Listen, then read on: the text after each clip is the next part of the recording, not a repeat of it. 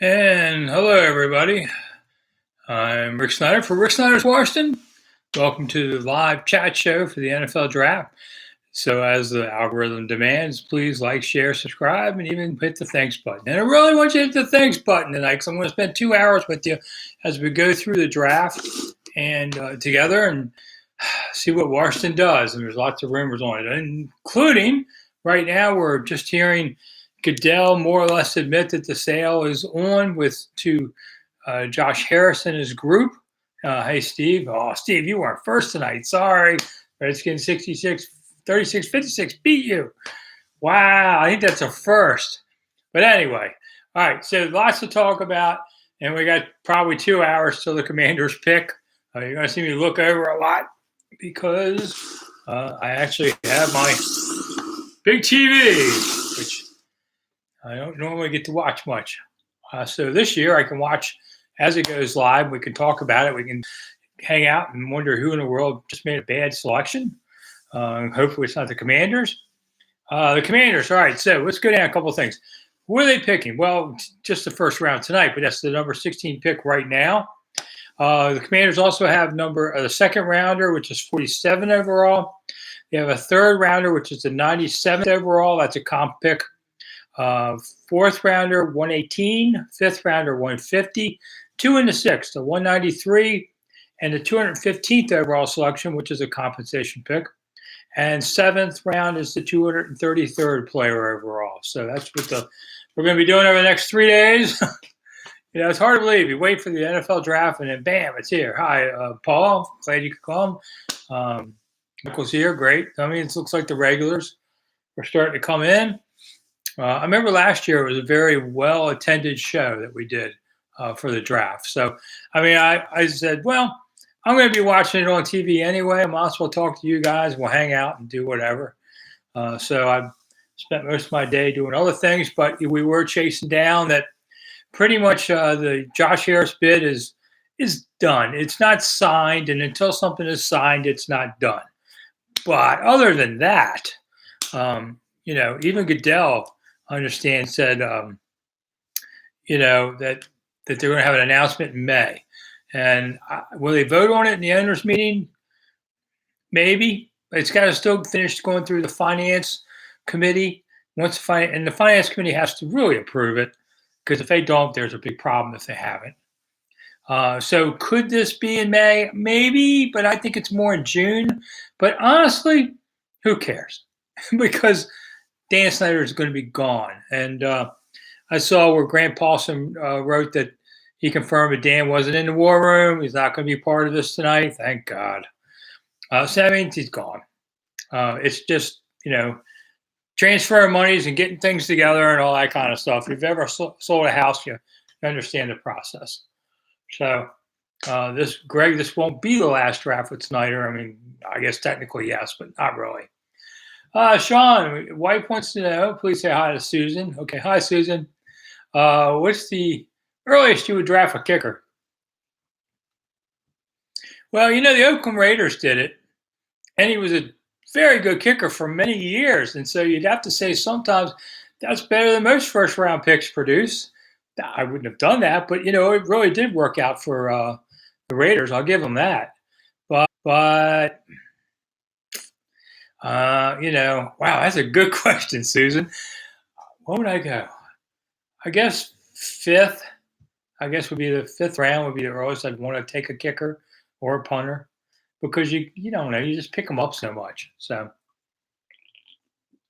I'm going to be drinking all night, talking about talk for 2 hours. Woo! Look at that Kansas City crowd. I assume everybody's also watching this on TV. Why can't Washington have this? Why can't we have nice things? Well, you know what? Dan Snyder's gone, and maybe we do get some nice things in this town. I mean, come on, nation's capital. If not the National Mall, you can put it on Pennsylvania Avenue. It's called Freedom Plaza. It's about a block from the White House. You can shoot down Freedom Plaza. They close the street all the time for festivals, so why not this? Close it for 3 days. Have this big party. There's plenty of hotels and Smithsonian's and everything's real nearby. Perfect. Washington would be the perfect host for the NFL draft. And the only reason they didn't even entertain it is because of Dan Snyder being the problem that he was. Well, that problem's gone, and it's time to move on. And I think we should have the NFL draft here within 10 years, maybe 5. That might do it something to do with the new stadium and all. Just like when a new stadium eventually comes here, maybe you can get the Super Bowl. I'm sure to be a dome stadium. You can't build a $3 billion facility and not have 100 events a year or whatever in it to pay for it. Otherwise, game tickets are about $4,000 each or something, All right, Michael, let's get this out of the way. No spoilers in the chat. Okay, so I guess if you see something, don't say something. I don't know. We're all watching the same TV show. I'm watching ESPN. So what's the odds of ESPN cutting the commercial when the Commanders are on the clock? Oh, even money. I shouldn't even say even money. I'd say like 1 to 10. Because I think last year in the 7 rounds, I think they didn't cut the commercial once on the 3rd day. But otherwise, Michael says Twitter announces picks for ESPN. They're trying to stop that kind of thing because everybody knows they won't watch TV if you can do it this way. Joel says $50 for the correct choice. Okay, so all right, and since you can hit the thanks button here, and I appreciate it because I'm doing a live show for you for a couple hours. Throw a couple bucks my way. We're going to do a lot of people tonight. So Rick's trying to do yard work and pay for everything. Boy, everything's so expensive with grass seed and I had to do a bunch of stuff today. Putting in a new garden, stuff like that. Man, stuff's organic, stuff's expensive. Everything's expensive. All right, I wrote a column for 106.7 The Fan, who I still write for regularly. It's the big sports talk station in Washington if you're not from here. And I said, okay, I'm not going to do a mock draft. I did that on my Seasons of Discontent podcast. You can see that here on YouTube too with my friend Matt. We do it. And I let Matt pick the Washington pick. But first, I say here's 5 options that I think the Commanders could do if they wanted, if they're on the board. So if Utah tight end Dalton Kincaid is on the board, take him.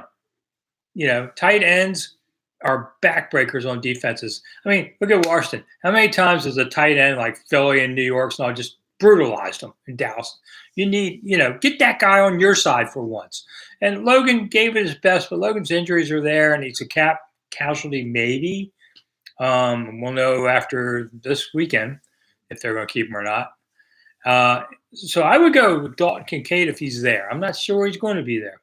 Number 2, probably there, but not convinced all the way, Texas running back Bijan Robinson. And I know I'm reversing my course because I didn't thought, does he really? But listen, you need ballers. You need playmakers. And this kid's a baller. How many ballers do the Commanders have? All right, let's go down the list. Terry McLaurin. I mean, maybe John Allen. You could say that. I'm thinking of guys that could be in the Hall of Fame. Not a lot. So if this kid could be a baller, I would go for it on there. My 3rd choice would be Oregon cornerback Christian Gonzalez. My 4th choice would be Broderick Jones, the Georgia offensive tackle. And then finally, if those 4 are gone, you look over to Martin Mayhew and say, "You're up, brother. Trade down. We'll see what we get." So that's kind of where I would be on that. Since we're doing this together, I'm also going to pause maybe sometimes when Goodell or somebody's on the stage and Goodell just came out to hear everybody boo him. He says he likes it. Ooh, they got that Saturday Night Live actress on there. I like her. That's kind of weird. She's there, but okay. Everybody loves to boo Goodell. He loves supposedly being booed, whatever. I really liked Roger when he first became commissioner. I knew him beforehand. He was a good guy, but man, anymore he's become just, a pawn of the owners. And yes, you work for the owners, but you don't have to be a pawn. There's been a lot of great commissioners that had some real power. So I don't think you have to be that way, but that's the way he's chosen. And nowadays they just cover everything up and everything's hunky-dory. And he's a puppet. And it's a puppet and I'm tired of it. So Joel, my pick is Dalton Kincaid if he's there. If not, Bijan Robinson. On there. I don't know. I have a feeling they're going to do something underwhelming on there. Any chance of Paris or Peter going to fall to 16? Asked Redskins the Braves. I don't think so. So I think they're both gone by then. And that's my one problem with taking offensive tackle is, um, do you really want the third or fourth one? I mean, you know, that's the hard part of this. There's a guy from Modern Family. Cam was supposed to be a big Chiefs fan in real life. Eric Stone Street, that's his name. I know that because they put it up on the TV. I'm sure you just saw it too. I'm like, yeah, Rick, I take whatever advantage I can get. So he's now talking. I don't know. The pick for the Commanders, if they stay at 16, I saw Matthew Paris wrote last year that was they picked at 16 after trading down, and it was at 9:56. So around 10 o'clock. Can I talk this fast for 2 hours? I doubt it. After the second hour, it's going to be a little different. Oh, they brought out Mahomes. All right, well, it's a trophy. Hey, man, you win it, you get to flaunt it. I don't have a problem with that. I mean, don't be like Brady and throw it over a boat into the ocean or whatever. It's kind of crazy. But, if you're OV, you're wandering the streets, with it. Man, those Caps, they partied like nobody had ever seen after they won their title and all this. So Michael says he's happy with a corner. Well, I would be too. I mean, they can use it. Fuller is going to be a free agent next year. They're not going to re-sign him. So you need somebody there, so you would fit it. Part of me wonders, Rivera even says one time about a month ago, he made reference that, maybe he wouldn't be here in a year, which to me, if you say it, you're thinking it. So he wants somebody that's going to make a difference for him this year. And an offensive tackle doesn't do that so much. A corner might, a tight end would, and you did get Eric Bieniemy, who loves tight ends, So that's why I'm kind of hedging on a tight end. Joel, you're just going to have to be patient, man. We have to sell soap on TV and do the usual dance. I've got closed captioning on, so you can't hear it. But why in the world is this woman from Saturday Night Live here, though? I mean, I love her, but why is she here of this? I don't know. So Michael said they can't protect Hal. Well, we'll see. We got new guys and they're healthy again. They did pick up some linemen, so I'm not saying they're all pros, but they got to be a step up, I would hope. Oh, man. So Carolina's on the clock. 9:31 left. Okay, here's the crazy part about the draft, and I've seen this before. Carolina knows who they're going to pick, so why don't we just save 10 minutes and go for it? Well, when Washington had the second and third overall picks, I believe it was 2000 when LeVar and Chris Samuels were there, ESPN went to them and said, we have all these packages, and we want to play these things, so just hang out and make the pick at the end. Don't just go bang, bang and save everybody 30 minutes. And that's what goes on here. TV gets to run the world. So they get to do these kind of things because they're like, how much production time and money we put into this. If you just stand up there and go it right away, we blow it and don't have it. That's the truth of why the NFL draft takes so long on here. So, Mel Kiper's got to have time to talk. So I'm watching ESPN instead of NFL Network tonight. But, we all know who they're going to take. I mean, if they don't, wow.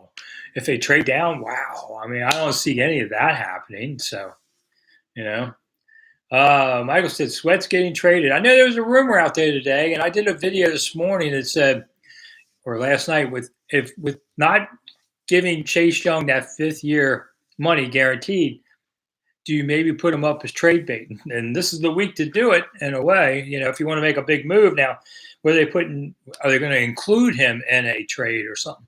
There's teams that will take Chase. I mean, let's go back and look at Chase's career. First year, number 2 pick, played great. He was hungry. He went out there and did the work. Then he started to spend the offseason doing commercials instead of coming to camps. Okay, they're voluntary.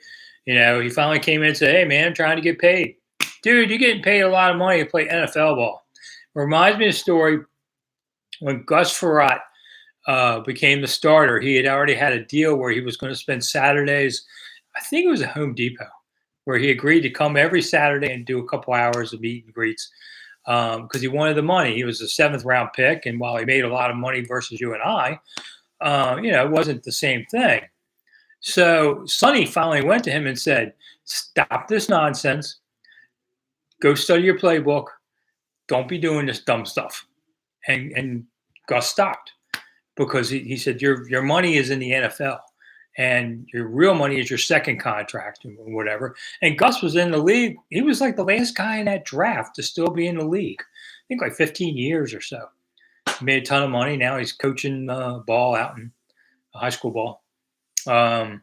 So, that's the same thing when you say to Chase. Listen, the money's going to be there. You'd be great in your first contract. You'll get a mountain of money in your second contract, and then you can go do commercials if you want, but not now. It's too soon.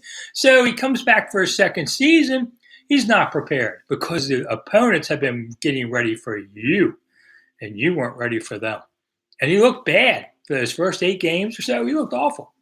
And you wondered, oh, man, then he got hurt. So then you couldn't say anything else about it. Doesn't come back until the end of last season and plays a few games, I think, just so he could try and get that 5th year.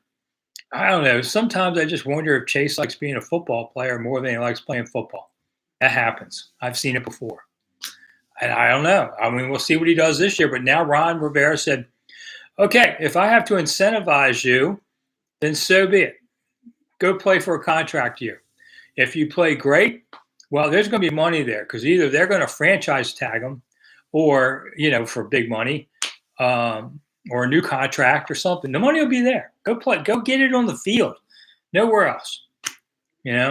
So, ball guy thinks Chase is going, but I don't know yet. I mean, listen, I hope he comes back, plays great in the 4th year, and they keep him. I mean, you don't want to see a number 2 pick like this blow out on you. That's a backbreaker, when you think about it. You're losing a guy like that, it's a backbreaker. I mean, they would get a compensation pick if he signs as a free agent. Kind of depends on what he signs for. So you can't just trade him away for a bucket of balls. I mean, you got to get something. That kind of thing. Adam, linebacker should still be in play in the first. Yeah, I don't see that, Adam. I mean, that would surprise me. Not that they couldn't use one, but they can use many ones. I got 4.5 minutes to go on the pick. Joel, he's saying Chase has to make that choice. True. The player has to focus on what's most important. And, once you're a 10-year veteran in the league or somebody like that, yeah, you've got time to do all the things. You're getting older. You probably have a family, all those kind of things. When you come into the league, when you're like 21, just focus on ball. Focus on the game. That's all you got to do for a while. And then things will come to you. On there. All right. So, did you guys see my video on the baby names? No, I'm just kidding. I put one up a little while ago just to fill the time. They had DC baby names. So maybe in the 2045 draft, we'll be talking about Noah or William or Henry, something like that, or Leo. I have a grandson, Leo. All right, so let's see. Are they getting ready to do this yet? Wow, it's pretty wild. They got this big fountain kind of really dominating the stage area in front. There's Mort. Mort's been around longer than me, I think. So most of you probably know who I am, or else you wouldn't be watching this. So I've been around forever too. 45 years, 4 and a 5. How many more? I'm not sure, but I was going to retire. I've told this story before. I was going to retire, and I just decided, nothing was going to get better. But then Dan said he was leaving, and I thought, I might stick around. And I'm glad I did because it's a lot of fun. Pick is in. Anybody care to guess who it is before they leak it? Run D was better without Chase Young, says Adam. Yeah, I can't disagree with that. And I know, Adam, we did talk about it. There's a lot of good young tight ends in this room. I mean, Cole Turner, I thought during the offseason, camps and all looked great. And then he got hurt and never really found himself last year, But when you get that rare talent, you go for it. And I think, Dalton Kincaid might be. So where did Chris Cooley play ball? Was it Utah or Brigham? What was it? I didn't get a chance to look it up. I know all y'all know this thing. So, because he's from Utah, I believe. So could he be another Cooley? I mean, Cooley had a really good career. Yeah, Utah. That's right, John. So listen, I take Cooley's career again. Is he a Kelsey? I don't know. Utah State? Whatever. But it's the same state. Oh, all right. Here's all the Carolina fans just dancing around like they do for the cameras. There might be like 5 people there, but they'll get the cameras on. All right. So, come on, Roger. Let's see. What time is it? 8:19. Yeah. So there you go. Took the whole time, pretty much. Love to drag it out.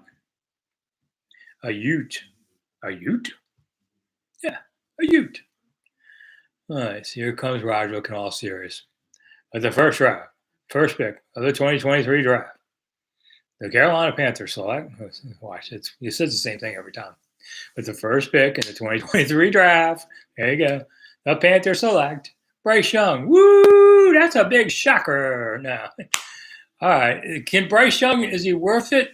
I don't know. At that one, the only thing you wonder about is the height. And I know it sounds stupid, but in the next few years, you're going to start seeing 5G capabilities on games where they're going to wire everybody up. And thank you. Who just said that? Somebody said this is more fun. Adam, thank you. I should get a Peyton Manning channel or something. But with the 5G, you're going to get to feel and see what I do, because when you're even on the sidelines, the game looks so much different than it does from the stands or TV. And the 5G is going to show you what 5'11" is looking at. He's looking at the back of 6'5" linemen or taller. I mean, some of these linemen are huge. They're like 6'8", 6'8". You can't see the middle of the field. You can't. Now you can try and go out a little bit, but you can't do that every play. And it's a problem, because you're now throwing the ball to a place and you can't see it. Bad things happen. Linebackers tend to get in your way when you do that. So I don't know. I mean, listen, the NFL is not always right about these guys. I wish them well. I'm not hating on this guy, but I'm just saying that's a real challenge on there. So if you're not taller than Roger Goodell, that could be a problem. So let's see. Let's do this. Hal's bigger than that, Michael. Where the hell is the thanks button? Joel, the thanks button should be right below me, like where it has all the, I can't see it right now myself, but it should be right below. Somebody else can tell me. It's like the dollar sign, I think it is. There's like a dollar sign or something. I learned how this worked because there's a singer named Rick Snider, spells it just like me. Could be like my younger cousin. I mean, he looks like somebody in my family. And he's a country singer out of Canada. And during the pandemic, they can't perform. So he would go on, try and make some money. He would have people request songs like you're in a bar or something. And people would hit the tip jar with that thanks thing. And there it is, the dollar thing. And they were making a living trying to do it that way. And I thought, this is brilliant. So there you go. Steve's the first guy. Hit that dollar bill symbol below the chat window. There you go. Thank you, Steve. I appreciate it. Got to make a living, like Chase says, So I don't mind it. For somebody who wondered if I would say what I say to players, like I say here, hey, man, I've been in the locker room a lot more than you could ever imagine. And I've had many a player come up to me and give me crap about, hey, man, I didn't like what you wrote in the paper today. I go, okay, I hate to say this, but as a daily newspaper guy, my thoughts are always on the next story, not the one I just wrote. And I don't always remember. I would say, what did I write? And what are you upset about? And he'd go, well, I didn't read it, but a friend of mine said, so, okay, now I'm not going to discuss this. Tell you what, you go read the story. If you're still mad, then we'll talk about it. But otherwise, you're mad about something you didn't even read yet. So I'm not going to argue at this point. And the players are okay with it mostly. I mean, yeah, did I have a few, come to Jesus moments with players? Sure. If you're going to do your job, that's going to happen. And probably more often with coaches. But, you just got to do your job. I mean, Sister Mary Sunshine works for another paper, not me. So I just do what I think is the right thing to do. And occasionally I would be wrong. I mean, I wrote about 20,000 stories in my career. Going to be wrong about something once in a while. I remember one time North Turner said to me, he says, hey, you blamed the wrong guy on that interception. I go, what are you talking about? He goes, it was the guard. Like, what are you talking about? He goes, the guard was in the wrong place that caused the pass to go to the wrong place. And he pulled out a piece of film and showed me, here's how this worked. And I learned a lot. I learned that you don't always, I didn't know that. I wish coaches would do more film study with writers, but they don't have time, I guess. Ball guy was Richie Pettibone, a hard customer. Not as a head coach, because he really didn't care a whole lot. And, he would roll his eyes at you and kind of say something, halfway funny, but you knew it was passive aggressive of wanting to say, hey, stupid, don't do that. But he would, if a guy asked a question, he'd say, hey, weren't you at practice today? Didn't you get to see, and this is training camp, didn't you get to see what was going on there? What, you got a woman stashed somewhere and you're up there during practice time? You got to be here. And he'd say stuff like that. It was kind of funny, but he made his point on that. Back then, you can have more come to Jesus meetings in the hallways. Trust me. I screwed with coaches sometimes too, but I didn't like to do it in front of the cameras. But if I had to, I would. I did it to Marty one time badly. But, people think presidential press conferences are hard. Try picking a coach. We got Texans pick is in. Nobody's walked out yet. So what caused Jason Campbell to flame out in Washington? Non-revisionist ask. No, Michael, it's not that he stunk. He had how many, what did they say one time? Like 7 coordinators in 7 years, but that was also part of his college. I like Jason. Jason's better than a lot of other guys that have been through the doors here. Trust me, you take Jason more often than not compared to the other people on there. I just think there was a lot of transition, and he got caught up in it. So Joel's being a funny guy and saying the Commanders have traded their 16th pick for a 16th pick 5 years from now. All right, we'll be around to cover that, I guess. JC's wind up to 30 minutes. No, it's it. All right, Adam. All right, here comes Goodell with the second pick. And with the second pick of the 2023 NFL draft, the Houston Texans select. He always says select. C.J. Stroud. Woo! I'm a little surprised. I thought they wouldn't go there. But they needed to go there. They needed a quarterback. And that's where you take them. So C.J. Stroud, wow, all right. So John Kimes waving his Ohio State banner somewhere. Wow. I mean, didn't this team take a Ohio State quarterback a few years ago? It didn't work out on there. I mean, Stroud, yes, Michael, it's a no-brainer pick, but I'm a little surprised. Man, this guy's got, what kind of suit is this that this guy has on? Kind of different. I mean, it looks like a bunch of stains or tears, but I think that's how it's supposed to look. Fashion. I'm not exactly up on it. All right. Ooh. Well, here he comes out there. And this is one of the great moments of your life. So you find out where you're going to go. I mean, it's a great moment in your life. I wish them all success. Because it's easy. People are going to hate on him soon enough. All right, he's taller than Goodell. I would not be hugging Goodell. Give me a handshake. We'll just call it that way. Well, Brandon, you're more up on CJ than I am with Deshaun, but I guess everybody saw that the Ravens cut a deal finally with Lamar. He was never coming here anyway. I mean, no way in God's green earth was the Ravens going to let Lamar stay in the regional market and come to Washington. And Washington was never going to pay that money anyway. I think it was like $52 million average. I mean, Lamar didn't quite get the money he wanted, but still more money than we'll ever see. I mean, he still got a really good deal, and he didn't have an agent. Agents, if you wonder, can get 2.5%, but for good players, they usually cut it to 1%. So, it's still good money. I mean, if Lamar's getting $52 million a year and you get 1% of that, what is that? $500,000? So, not bad. Rick Snider's draft party brought to you by Diet Pepsi. Well, that's true, except they don't pay me for it. But you're right, ball guy. I'm a diabetic, so I can't drink regular soda. That would have me doing something weird on here. Joel Kelly thinks the Ravens are screwed for years with that. Well, I mean, it's a big risk. I admit he's had injuries, and if you're wrong here, it's a lot of money being committed to down the hole. I wouldn't I would be afraid to do it. It's just like Chase. Suppose you give Chase that guarantee next year, and then he just doesn't play very well. You're stuck with that contract. So I don't blame them. Yeah. Wow, Houston found themselves a quarterback. That's it, man. That division's got a lot of good ones on there. Man, look at all the Houston draft party. Man, a lot of people there for that. I wonder how many people are at the Commanders draft party. There's probably more here. Let's see, 52 mil a year. Yeah, wow, 52 mil a year for Lamar. Whew. All right, well, hey, I always say with money, I'm not paying it to them. They're not giving it to me. I don't really care what players make because it's not there. I'll tell you a story early, especially when I was a beat writer and players knew me well.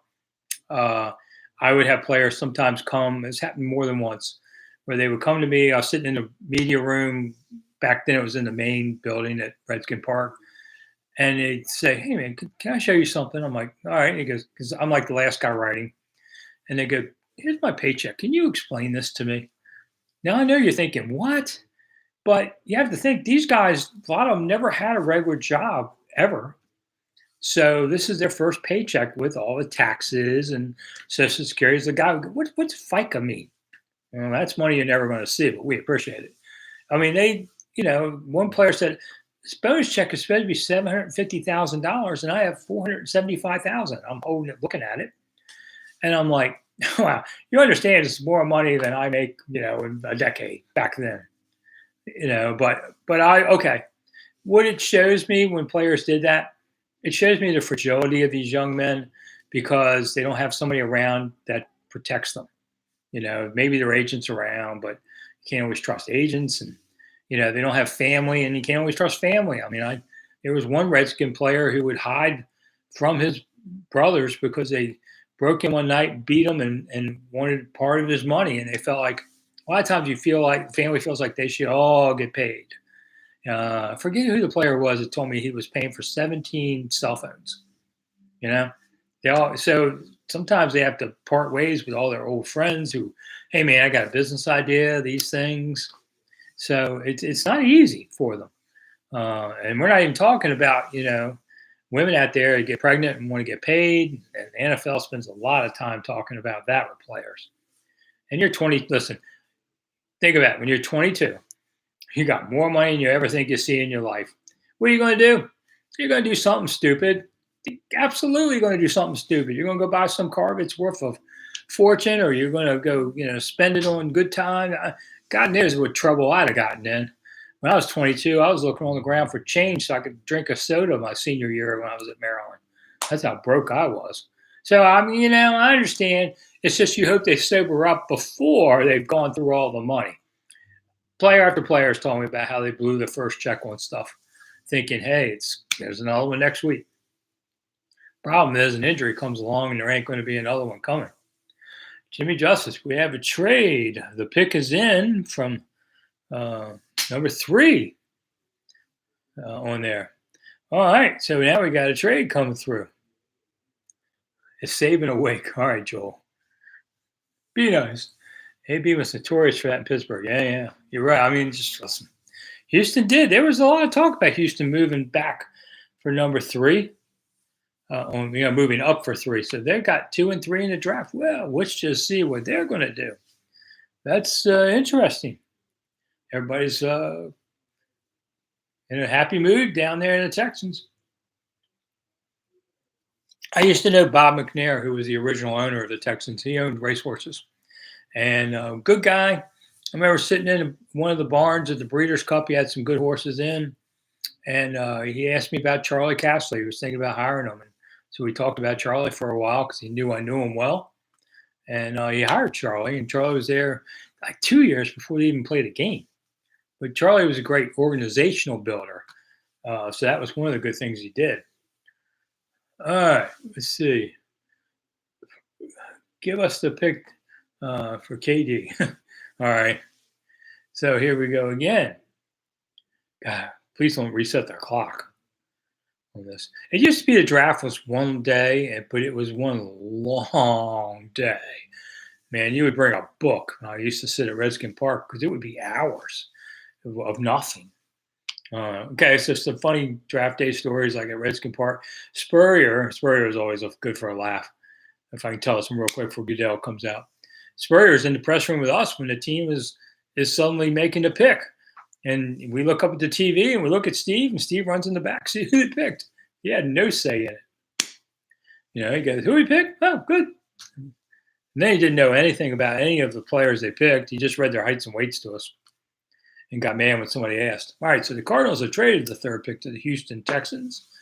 And with the third pick in the 2023 draft, the Houston Texans select Will Anderson Jr., linebacker, Alabama. Of course, Alabama. Oh, Alabama.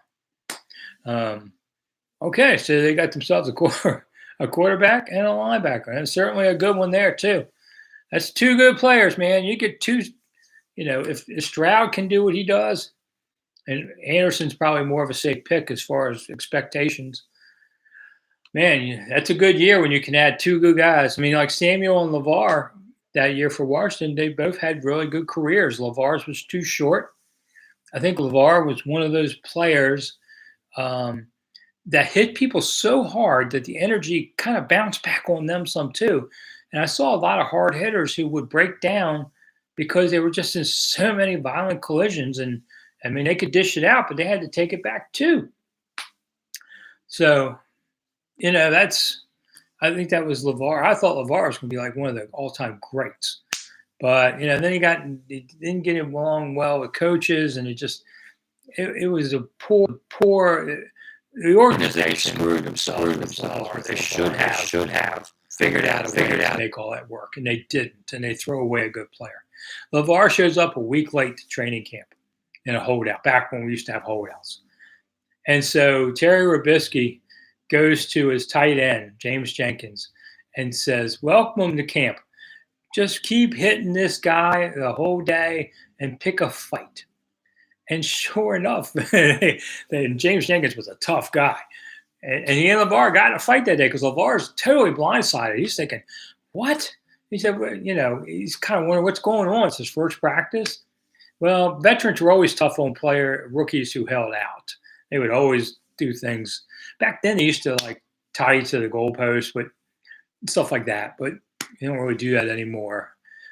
But LeVar did get in a fight that day, and the coaches all laugh as much as they go, "Oh, we don't like fighting," but they see, as long as somebody gets hurt, they think it's funny. Shows competitiveness. Non-revisionist thought Courtney Brown's going to be a Hall of Famer. I mean, just there's so much that can happen on there. Charles, any stories on Scott McLuhan? So every time I met Scott, because I wasn't a beat guy back then, I'd just be out there as a columnist, and I show up here and there. Every time he met me, he introduced himself, and like we'd never met before. But I liked the guy, but part of it was Bruce Allen was just undermining him so much, that because this guy was going to get some of Bruce's power, and so he backstabbed him through all that, and that just didn't work either. But Scott's picks weren't exactly great, so that's just the way it is. I remember Scott in his opening presser made mention that when he got old, he would try and become a consultant instead of working every day.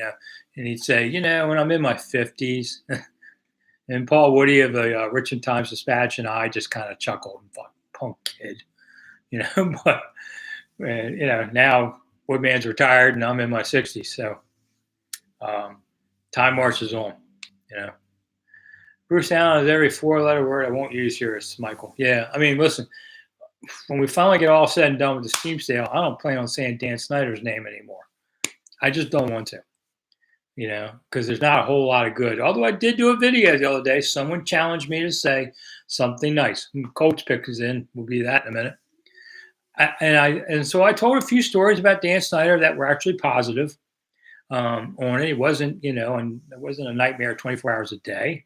Nobody is, and the biggest one was, Daryl Gardner was a defensive tackle and had a bad rep, and they're up at Carlisle late at night, and they need a player like him. And Dan Snyder met with the personnel people, and there was a bunch of scouts and all of them, and he polled the room and said, "Okay, who wants him?" Nobody did. Dan says, "Tough, we're still signing him." And they did, and he had a great year. He was basically the best defensive player that year.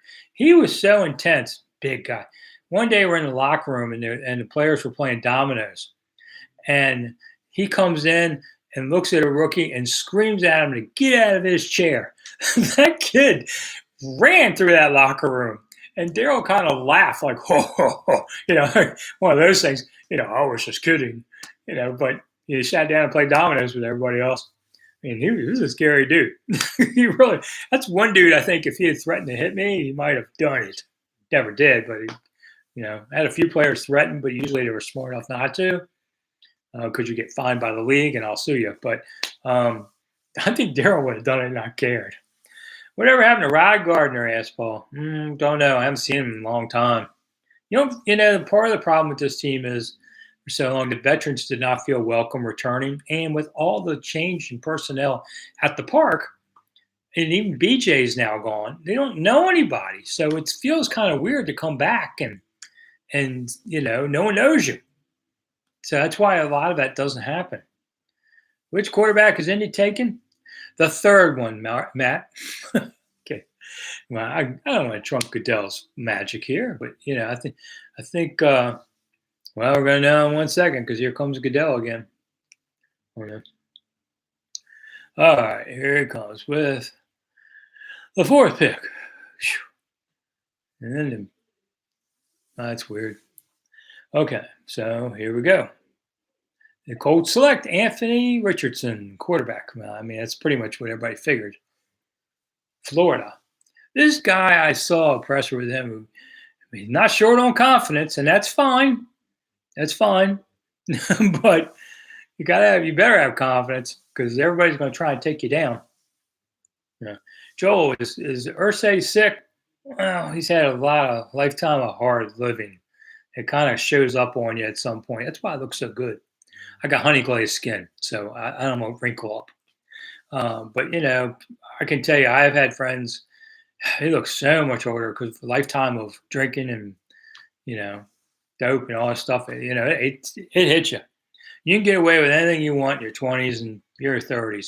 By your 40s, like I had a heart attack at 42, because I weighed about almost 60 pounds more than I do now. Things like that. I was just working 80-hour weeks and eating and being stupid. Your 40s start to catch you. Your 50s, people start disappearing. And now in my 60s, I see too many friends that can't do things. It really bothers me. I wanted to see a friend and he couldn't drive anymore. Kyle, thank you so much for throwing in some money. Everybody, be like Kyle. Hit that $sign thing. Do you think the team will get rid of their ugly white uniforms with pink numbers? Yeah, I'm not a uniform guy, but I don't. They'll keep the white uniforms. They may change the color of the numbers on there. And I don't think we'll see a uniform redesign a couple of years. I don't like the black just because it's not the burgundy and gold. Paul, did Matt post our show? Yeah, we did it last night. We posted one.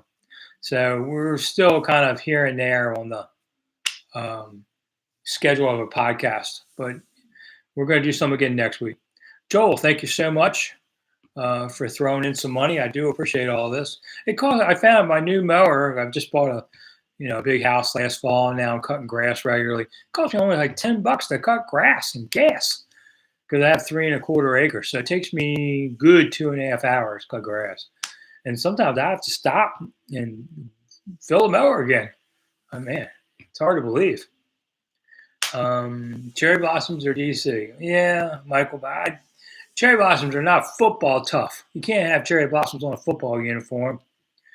I know the Wiz have it, but that's basketball. Yeah, you need, cloak and daggers, pirates or something, That's why I say Washington. Our family is pirates. 4.5 minutes till Seattle suddenly makes us wonder who they're taking. Ooh, there's Donovan McNabb clip they're showing. I remember when McNabb was drafted, the Philly fans booed. Of course, they always boo, but I mean, they were upset. And he had a decent career. It sucked here. I don't know what they, that was the dumbest move. That was a Dan Snyder move. And then he gave him some kind of BS extension for Monday Night Football. It didn't really happen. So, and then Donovan was kind of gone. Once you lose your first team that drafted you, you are a mercenary out there and no one cares about you. So that's the hardest part with players. They don't realize once once the team hasn't invested a draft pick in you, man, they're not caught up in you as much. Vic was a machine, says Joel. Yeah, Vic, the thing with dogfighting and all really hurt his career big. But he was a really exceptional player. But didn't quite get everything out of him. A lot of these players here tonight, well, not the first round necessarily, but a lot of them won't work out for a simple reason. They don't really fit the team. And maybe it's because they changed coaches the next year, things like that. And the guy not there that drafted him anymore, so the new guy doesn't have that incentive. Sometimes coaches this happens more often than not, they'll say, well, he's got these problems, but we can fix that. We'll make them ours. Man, that's not how it works. It's sort of like people get married and their spouse has problems. They go, that's okay, I can fix them. And they get divorced. So it's kind of like that. So I think that's not so much the player's fault. That's the team's fault for going that way. That's how it goes. Let's see. Oh, we got 2 minutes still on Seattle's. All this. I'm trying to think of other draft day stories. Just hanging out. Spurrier came out at the end of the draft and read off the picks, and he gave us all their heights and weights and didn't know a thing about them. And someone asked him, hey, you played against this guy last year, and he got mad at that one. Ball coach got mad at times, because he was used, when he came to Washington, he was used to beat writers being from the University of Florida. And so they all treated him like, the hero he was there. I mean, he had a great career there. But here, you're just another coach. You're walking in the door. We don't treat people that way. And he got mad about it. He thought he should. I came back from my heart attack. I'd missed 3 weeks. I come back. Spurrier's like, where you been? Where have I been? Yeah, okay, thanks for caring. And but it was a Saturday, and I asked him. He was going to change to Danny Werfel on the starting. So I was at Saturday's practice, just me and the post. Back then, they didn't have as many people around. And I said, okay, why are you going to Werfel? Thinking he'll just say, gives us the best chance to win, whatever. He said, because I'm the ball coach, that's why. You don't be asking me questions like that. And you really jumped me. Well, I just survived a massive heart attack. And so I kind of laughed, and I said, you know what, Steve? I just survived this thing. I don't give a damn what you have to say. And he walked away and turned around a minute later and said, you know what? I'm sorry. And he apologized for it. And we kind of laughed about it, and we never had a hard word again. But I had to stand up to him like that. I don't like to argue with coaches in front of TV cameras because that's playing for the crowd, and I'm not here to be your puppet like that. We'll go in the back and then say whatever you want. And usually we work it out, But I wouldn't do it in front of the TV cameras because why should I? I'm not getting paid by them to create content. All right, let's see. Charles, say, remember Gibbs saying you draft the quarterback for the next coach? That's funny. I don't remember that, but he might have. But that's funny to say that. Let's see. With new ownership, I foresee a change in the booth, ball guy. Wouldn't surprise me. Who? I don't know. I love Bram. Bram is my boy. We've known Bram about 20. Well, ever since Carlisle's days, good 20 years. Bram's one of the funniest people you'll ever meet. Certainly has a great show on WMAL 630 in Washington. I've been on it because my station lets me do it. But Bram's a smart dude and knows football, and I think he does a good job. But maybe the other people in the booth might change. Werfel was painful, says John. Yeah. But, I mean, that year, you had him, you had Shane Matthews, and Ramsey, who Spurrier told Dan Snyder, he said, we're going to Snyder said we're going to pick Patrick Ramsey because the team wanted to pick an offensive lineman that year in the first round, and Snyder had just spent recent times when he was talking about his arena team. He stood on the stage next to the arena football president. This dude was, I swear to God, like 6'10", 400. He was humongous, and Dan looked like the puppet on his leg. So he wasn't going to. He said, "I'm not standing next to a guard on stage. We're going to take Patrick Ramsey." And Spurrier told him, "You can pick him, but I'm not playing him." And kind of went that way. Spurrier had a lot more power then. Did I talk with Chris Cooley? Asked Paul. Well, yeah, in the locker rooms. I haven't talked to him in years, and he likes to criticize me on the radio at some point, and so he can go blow for all I care. I mean, I don't like when guys talk crap on the radio about me. Of course, I'm not going on the air in their show to try and defend myself. All right, Seahawks pick with the 5th pick, Devin Witherspoon. I figured that. A good player. I figured he'd be off the board soon. Cornerback. So, sorry, Commanders Nation, not getting him. Didn't think you would. Yeah, that was pretty much expected. Let's see. Abe, will the new owner should be more media friendly? Well, Abe, quite frankly, you can't be less. I mean, I haven't talked to Dan Snyder in years because he doesn't want to be asked a real question. When he first got the team, he came over to me, gave me his cell phone number. I talked to him a little bit in his early weeks, and then he got mad about something. He made jokes about me when I was having a heart attack in Redskin Park lobby. Kind of hard to, Though I would say a few weeks later, he came to me and asked if I needed a better doctor or something. And luckily, I had a great doctor. But Dan actually offered to try and find me the best doctor. But my doctor was former American Heart Association president. I don't think it gets much better than that. I got lucky there. So I think the next guy has to be. But I would say Josh Harris is not going to be the voice of this team. He's not that kind of guy. He's a boardroom guy and doesn't really, after the initial times, I'm sure when he buys a team, there'll be a presser. But you're not going to hear from him much. Now, will Rails be the guy because he is a local guy? Maybe there. I mean, I don't know what Magic's role is going to be in this. Talking to Magic would be kind of cool, but, I don't know. Michael Jordan was playing for the Wizards. The beat writers hated him. So he was hard to get along with. Kyle, besides Bram, the Booth team is painful to listen to. I don't listen to it much because I'm either at the game or I'm watching TV, but I've heard him some. And, it's not Sonny, Sam, and Frank. Could you see a Booth with some more recent players, Joel asked? Yeah, I don't know. I mean, it's maybe. I mean, listen, Sonny and Sam were former players. And also, it's not like that can't happen. There's some guys that are really good. There's some players that are really good. Understand the game far more than you and I ever will. If you listen to Brian Mitchell, you can learn a lot of football from Brian Mitchell. Listen to him. He'll break down. I've been with him, on sidelines and during plays, and he'll point out stuff that's going on and something that I didn't see. I mean, so these players, they know the stuff. It's their job. But can they communicate it? I mean, Rex Grossman one time, he throws 5 interceptions. So, of course, we didn't get to see him till Wednesday. And said, so Rex, could we talk? He goes, basically, he said, you guys are too stupid to understand.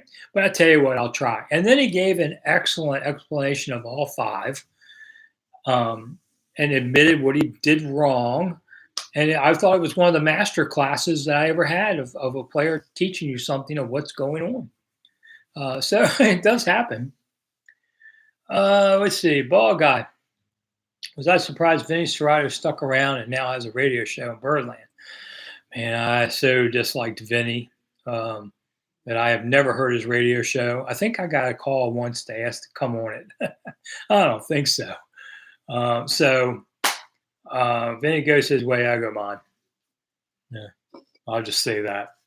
I had a poll on my Rick Snider's Washington website where I said, who was the worst GM, Vinny or Bruce? And I think it was like 70% Bruce. I was a little surprised, but Vinny was farther back. But I might agree with that. Bruce probably was the worst of the two. I mean, Vinny knew football. He just couldn't stop Dan Snyder from doing crazy stuff. All right, Joe asks, thoughts on Theismann. Love Theismann. I was a kid, well, somewhat a kid when he came along. I think Joe got a hard knock because Billy and Sonny hated him because he didn't treat them with respect when he came. And then the public, sided with Sonny and Billy. But Joe's a great guy. I mean, Joe's a great guy. So if you ever go to his restaurant, let me just say, big portions, man. That's like offensive line meals if you go there. He has a place in Alexandria, right by the metro. I took my wife to the prom at Joe Theismann's restaurant. We had one in Maryland then. And it was I remember how big the steak was even now. But I love Joe. And listen, Joe won 85 games as a Redskin quarterback, won a Super Bowl, was played in the second. I mean, he wasn't a Hall of Famer. He was just below it, like a lot of guys, like Charles Mann, just below it, But I think Joe doesn't get the respect that he deserves. All right, Kyle, do I think the Harris group will keep the team in Maryland? Harris and Rails are both Marylanders, so it makes sense. Yeah, but Dan Snyder's a Marylander, and he never moved the team's headquarters over there. I don't know that Virginia really can pull this off, getting it over there. I think everyone's eyes go first to RFK. I don't know. It's so exhausting on this stuff. So I don't know, but whatever the best deal is, Maryland, I think, might have the best deal for them. All right, Gary, Washington fan since 1960. Woo! Okay, so I was born in 60. So you beat me because I was not rooting for them my first year. Good for you. Alonzo, good to see you. Good to see you too. Glad you could come. I always appreciate everybody coming because, hey, you could do anything else besides listening to me. Ooh, Detroit Lions just traded the pick. So number 6, yeah, to the Cardinals. All right. People are getting a little crazy again. You trade up, you trade down. I don't expect Washington to trade up. I give it even money to trade down on there. But anyway, I appreciate everybody coming. And if you hit that $ button down below, I appreciate you even more. So, all right. Chances to draft Porter at 16, Justin says. I would. I said that, a month ago. They asked me who would I go with. I said Joey Porter. But I don't think they want Joey Porter, which means at 17, he's going to Pittsburgh. So he's going to be a Steeler. I would be shocked if they passed on him too. Let's see. The Lions traded the 6th for a 12th and a second-round pick, number 34. Really? All right. They must not have been real hot on whatever. It must not have been a Madden pick, one of those. If they won a second Super Bowl, Joe had made the Hall of Fame, says Steve. Absolutely. Two of them. I mean, Eli's not in yet, but Eli's not eligible yet. Show me somebody else that's got 2 rings and doesn't go in. Abe met Charles Mann as a kid, left a positive impression. I mean, Charles is an A1 class guy. So I'm going to say an A1 something else. No, Charles was an A1 class guy. I always enjoyed him. I saw him, it's been 3 years ago now, I guess, pandemic time. I saw him at a Larry Brown presser when they were trying to give Larry Brown in the Hall of Fame. Larry Brown, another guy, just below, on that. Larry moved to Myrtle Beach, I believe, his movement. But Charles came, and still great guys, very successful in business. All right, so Paris Johnson just went. Another Ohio State guy. So Cardinals get themselves a good tackle. I figured he was going top 10. I didn't know he was going to go to Arizona, but I love when I traveled all the time. I loved going to Arizona. You could go to the stadium and just look and see the mountains and all. It was really cool. And coming back from Arizona, you had to fly through Vegas, which meant I had some time to kill in Vegas. So who doesn't love that? All right, Kenny. Thank you so much, Kenny. I appreciate it. Some of my favorite former players. I always liked Lyman more. I don't know if it's because I'm a big fat guy like them. Of course, I'm not as big as they are. But, I used to love guys like Dan Turk was one of my favorites. He was crazy. Such a sad thing. He died of cancer, less than a year after he retired. Trevor Maddich, a lot of fun too. Another snapper. Snappers are a little bit different breed. but they walk by you on the hallway and they chicken wing you, hit you in the back. And it's just them saying hello. And, it's the old days. And, I never minded. I mean, sometimes it hurt, but you couldn't flinch. But, they were good. But, I mean, there's a lot of great guys. I'd say 98% of the team every year are good guys. And there's a jerk or two, just like there's a jerk or two in your office. Maybe you're the jerk. I'm not. But, it's most of them are a lot of fun. I don't hang out with them. I don't hang out with them personally. So I don't think reporters should. There's a line to cross there. But yeah, Billy Kilmer was one of my heroes growing up. I followed the '70s teams as a kid, growing up in Washington. So it was really cool to get to meet all the '70 guys over the years. The Chris Hamburger, really intense dude, still, in his 50s. Larry Brown was one of my heroes. I loved meeting him. Good guy. Sonny, Sonny and Sam, I got to know very well. That was one of the greatest perks of doing this job, was getting to know them. I love Sam. He was just intense, but smart, did so much stuff. We had a lot in common. And Sam, unfortunately, had a dementia thing, last few years, but he was good till the day he died. The day he died, things went real bad, real fast, because I know his gal pal or whatever, they weren't married, but they were together 30 years. He said the last day was bad. Sam would call me up, he'd say, hey, there's a message on my desk to call you, but he didn't realize same conversation for so long. Biggest jerk on the Redskins. Terry Allen wasn't a lot of fun to deal with. I was one of them. Wouldn't say that about Sean Taylor. Sean Taylor, the thing I liked about Sean is he didn't want to talk to you, but he would be respectful and say no thank you or something and move on. I respect that because he showed me some respect instead of telling me to F off. Michael Westbrook would tell me to F off all the time, but stuff like that. You have your moments. Jamie Asher didn't like me. Guys like that. I don't care. I wasn't there to be the friend. Ball guy, thank you so much. What's the over-under on Daniel Snyder currently in the draft room? That would be under because he's not there. He's done. He's in England, jolly old England. Probably asleep by now, 3 a.m. Well, maybe he's not, or he's on the med. Yeah, don't look back, Dan. Just look for the wire transfer and go live your life. Joel Kelly, his novelty hats are stupid. Really? I don't know, Joel. I kind of like them enough, and I'm not, a fashionista, but don't bother me any. I think they're kind of funny. I know when Brian Robinson had one in the locker room, and everybody was like, "What's that?" They've been out. I've seen people have them before, but that made it really popular. I thought they were cool. Did I ever interview or interact with Jeff George? Asked Kyle. And was he as abrasive as his reputation? Even more so. There's another A1 jerk. Jeff George, golden arm. In practice, no throw he couldn't make. But in a game, didn't work out so well. And you'd go to see him after a game, he would literally be standing right in front of you getting dressed, never acknowledge your presence at all. Like you weren't even worth telling to go away. And there would be times he'd come out the side entrance of Redskin Park and walk way around the parking lot back when we could be in front of the building. Can't do that anymore. And just to avoid us. I mean, he was a jerk. And he was a jerk to everybody, not just the media. He was yelling at Terry Robisky. The Pittsburgh game, which the team lost. Terry Robisky takes over for Norv at the end of 2000. 3 games to go. Jeff George is the Dan Snyder's boy. So that's why he's starting. He told Terry always said, if he tells me to move my desk here, I'll move it here. But he said, start him. But Jeff George was changing calls on the sideline before they would go out. Didn't even wait, not talking a line of scrimmage, checking off. He did it before he even went out, and Terry got mad and benched him.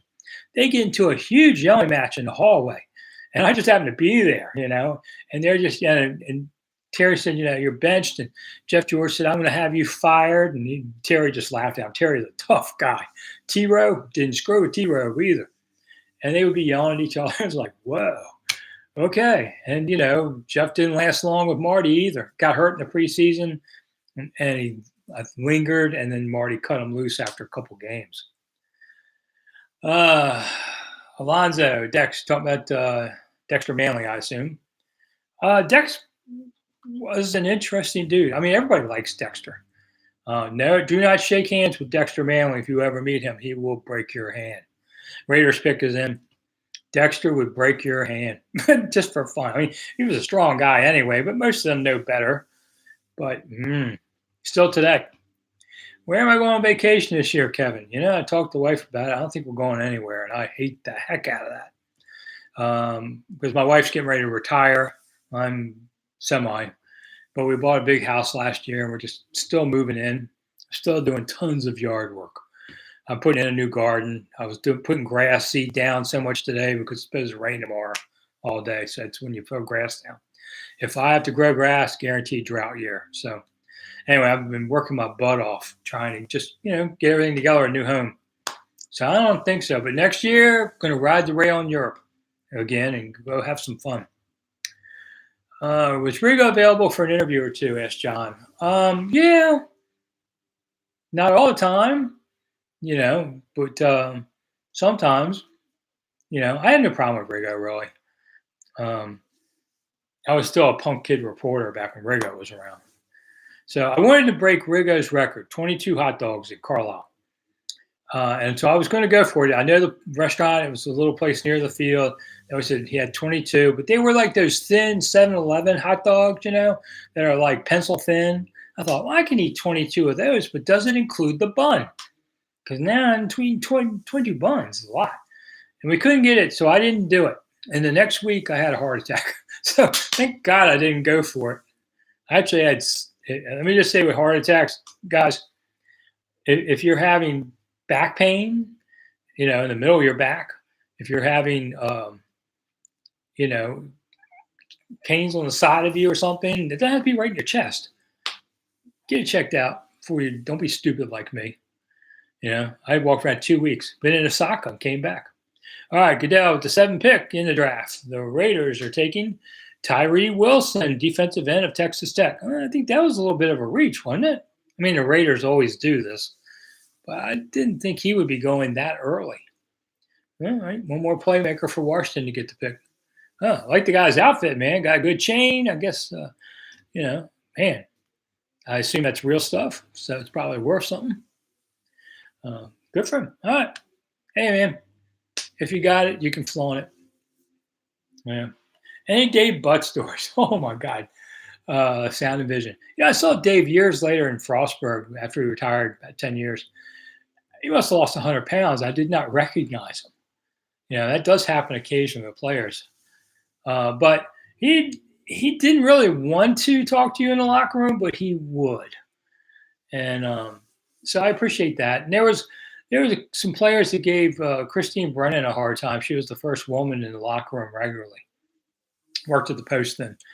And Dave Butts straightened things out real quick, and he would not speak to Christine in the locker room. Did not believe women should be in there, but he recognized that she did have the right to be there, and he made sure that she did have that right, but he did not talk to her in the locker room. But it was a stand-up guy. Does Rigo's relationship with the team possibly change with Danny out? Asked Gabe. I would say it should. If I was the next owner, I would reach out to a lot of these players. I'd have somebody in charge of this. That's the problem. This current group leading things, they want to do the right thing, but they don't assign manpower to get it done properly. And so things fall through the cracks. And, it's just not right. So you got to hire somebody, not me, but hire somebody who can take care of this kind of thing. But John, you don't like that suit that he's wearing there? I mean, I don't think I could pull that one off, but yeah, but I'm not 22 playing in the NFL. During my medical episodes, did you ever smell burnt toast? No, I did not. It got real bad when I pulled into Redskin Park. The day I had my heart attack, I felt so bad, nauseous, and the pain, and I just got disoriented. And luckily, my partner I worked at the Washington Times, David Elfin, happened to drive up, and he immediately realized something was wrong. And we went inside and got Bubba, the trainer, to come up. And Bubba and his people are EMTs also, and they quickly spotted it and helped save my life. I always say Bubba helped save my life. Falcons pick is in. So I always appreciated them for that. And I'm still here. I had to have open heart a year and a half later. But if you have to have open heart, it sucks, but you can do it. Don't be afraid of these kind of things. They're there to save your life. Matter of fact, I woke up from open heart surgery. I'm on the gurney. I've been going through crap for a year and a half. I told my wife, I said, listen, either this fixes me, I wake up and see you and I'm fine, or I wake up and see God and I'm fine. Either way, this is done. So I wake up, here comes the surgeon over, and he goes, okay, no golf for 3 months. I'm like, what? He thinks I'm arguing. He goes, no, I'm telling you, no golf for 3 months because, they split your chest open. And I said, but he goes, all right, if you want to putt after a month or so, you can. I'm like, who are you, the PGA Tour doctor? I said, am I okay? He goes, oh, yeah, you're fine. Lead with that, buddy. You're fine and no golf for 3 months. Try it that way for the next guy. But he told me he did 8 of them in a row at that hospital, and he already knew I was fine. He was thinking of the next guy. So anyway, don't be a sissy. Go get your medical test. Go get things done because ignoring it ain't going to make it better. I don't like it, but I had to do it. Last year, I'm laying on my kitchen floor, and I thought I had a stroke. I'm just, I can't move my whole right side. And for about 10, 15 minutes. And I thought, oh, wow, this is a stroke. And at best, I am screwed. And at worst, this might be it. Took 5 months. And amazingly enough, it was a disc in my back. They said fired on the nerves. And it was a big muscle spasm or something. But I went and saw every stupid test you could imagine to figure this out. And it sucked, but I did it. And now I know I'm okay. And sometimes things are a little tingly, but they're okay. So, you just have to face your fears and go for it. Whatever it is, you'll get through it. So don't be a sissy. Don't shorten your life. I've seen it happen. I had a friend who just didn't want to address his problems and he died. So I don't know. Well, Paul Green had open heart. So how'd you do, Paul? I tell you the truth, I could not have swung a golf club for 3 months after doing that. But I had a friend who went deer hunting a week later. And I thought, oh my God, believe it or not, I used to have to put my hand over my chest and fireworks a few months later because the pressure of the sound hurt. That's how good. He went deer hunting a week later, paired with a gun. Whew. Michael says he has fear of rejection. That's why I didn't ask Susie Colbert out. So you didn't try and kiss her like Joe did? All right. So let's see. Thank you, Joel, for your remarks. And if you want to, let's see, we're an hour or so into the show. So if you haven't, you want to hit that $sign below. I always appreciate it. It can even be $2. $2 is $2. What they say in Saturday Night Live, you know what $2 buys? $1 or something like that. I think it was $3 and $2 are a raise. John. Michael says, I like Susie and have more respect for women. I'm a girl dad. I have 2 grown daughters. I have 2 granddaughters and 2 grandsons. So, if anybody ever missed, that was a sad part about all this that happened at Redskin Park with the women. Is I always wondered, didn't they have a man in their life to, stick up for them, a husband, a boyfriend, a father, somebody? Because if somebody treated my wife like that, I'm going to go kick your ass in the parking lot. I don't care how old I am, and I don't care what jail time I get. You're not going to treat my wife that way. And I always wondered why something didn't happen there. I had a baseball bat and met the guy in the street. But I'm from Accokeek, and we kind of settle things like that. And if you don't know where Accokeek is, good, stay away. Falcons picks in. All right, so that's number 8. So we're halfway. It's been about 50 minutes or so on the picking clock. So that would have us right around 10 o'clock. All right, here comes Goodell.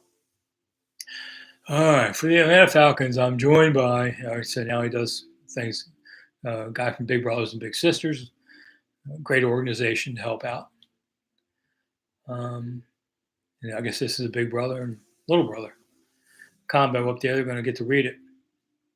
So Atlanta's in. Let's see who they get. Yeah. I think Packers are going to take Dalton Kincaid. All right, so They're going to let the young man do the pick here. The ATL. I like covering games in Atlanta. I did a Maryland Georgia Tech game in Atlanta the day of the NBA All-Star game. Man, what a madness that was. Whew. With the 8th pick in the 2023 NFL Draft, the Atlanta Falcons select Bijan Robinson. Okay. I thought he'd go top 10 somewhere. Too good a player. Too good a player to pass on. You can't have enough good players like that. So, okay. Good for Atlanta. They got themselves a baller, so that's off my list. I didn't think Washington would get to him, and I'm not sure they'd have taken him anyway. Ron's going to do something boring on there. Wow. All right, so much for all the people picking him to go like 20 or something. I never thought that was going to happen. On there, 5'11", huh? 215. Wow. Okay. Elusive, man. Look at this guy. Here he goes. I mean, he's just got great feet. Now, can he handle the NFL part of this? Because everybody there is fast too. It's the speed more than the size for NFL players. They're so fast. I learned being on the sideline. And some days, fans would be behind us. They'd yell, take a knee. You can't on the sideline because things can come at you in a second. But I've learned if they come at you, stay where you are because they'll go around you. Otherwise you're going to go right in their way. Hope Carter doesn't slip to the Eagles, says Joe. I don't know. That's an interesting one. Never give up. Thoughts on Bryce Young, small ones? Yeah, I talked about this. I know people come in and out of the show, and this will also be archived. So if anybody wants to go back and see earlier parts of the show, I don't know why, but if you do, we answer the same questions here and there just because new groups kind of come and go through here. I just worry about him being small. I mean, there are guys who can do it, but I don't know if I'd want to use my first pick in the draft for him.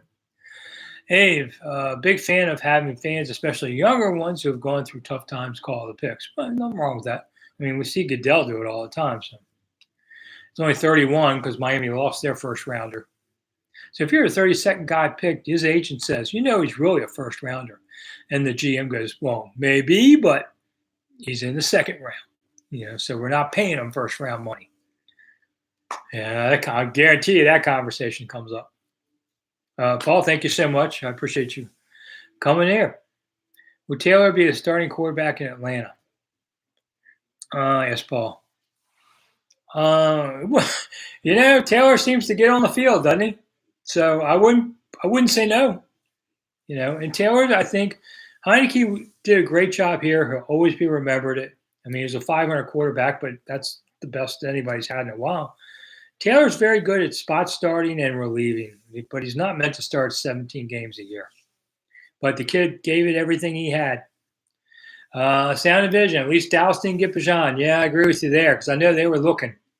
But when everybody was talking nonsense about Bijan going into the 20s, Dallas was thinking, maybe we can grab him. So, but good. You don't want to see that. All right, so the Eagles pick is now in at number 9. See what they get. I mean, they lost some free agents, so can they dominate again? Well, that's what the NFL does.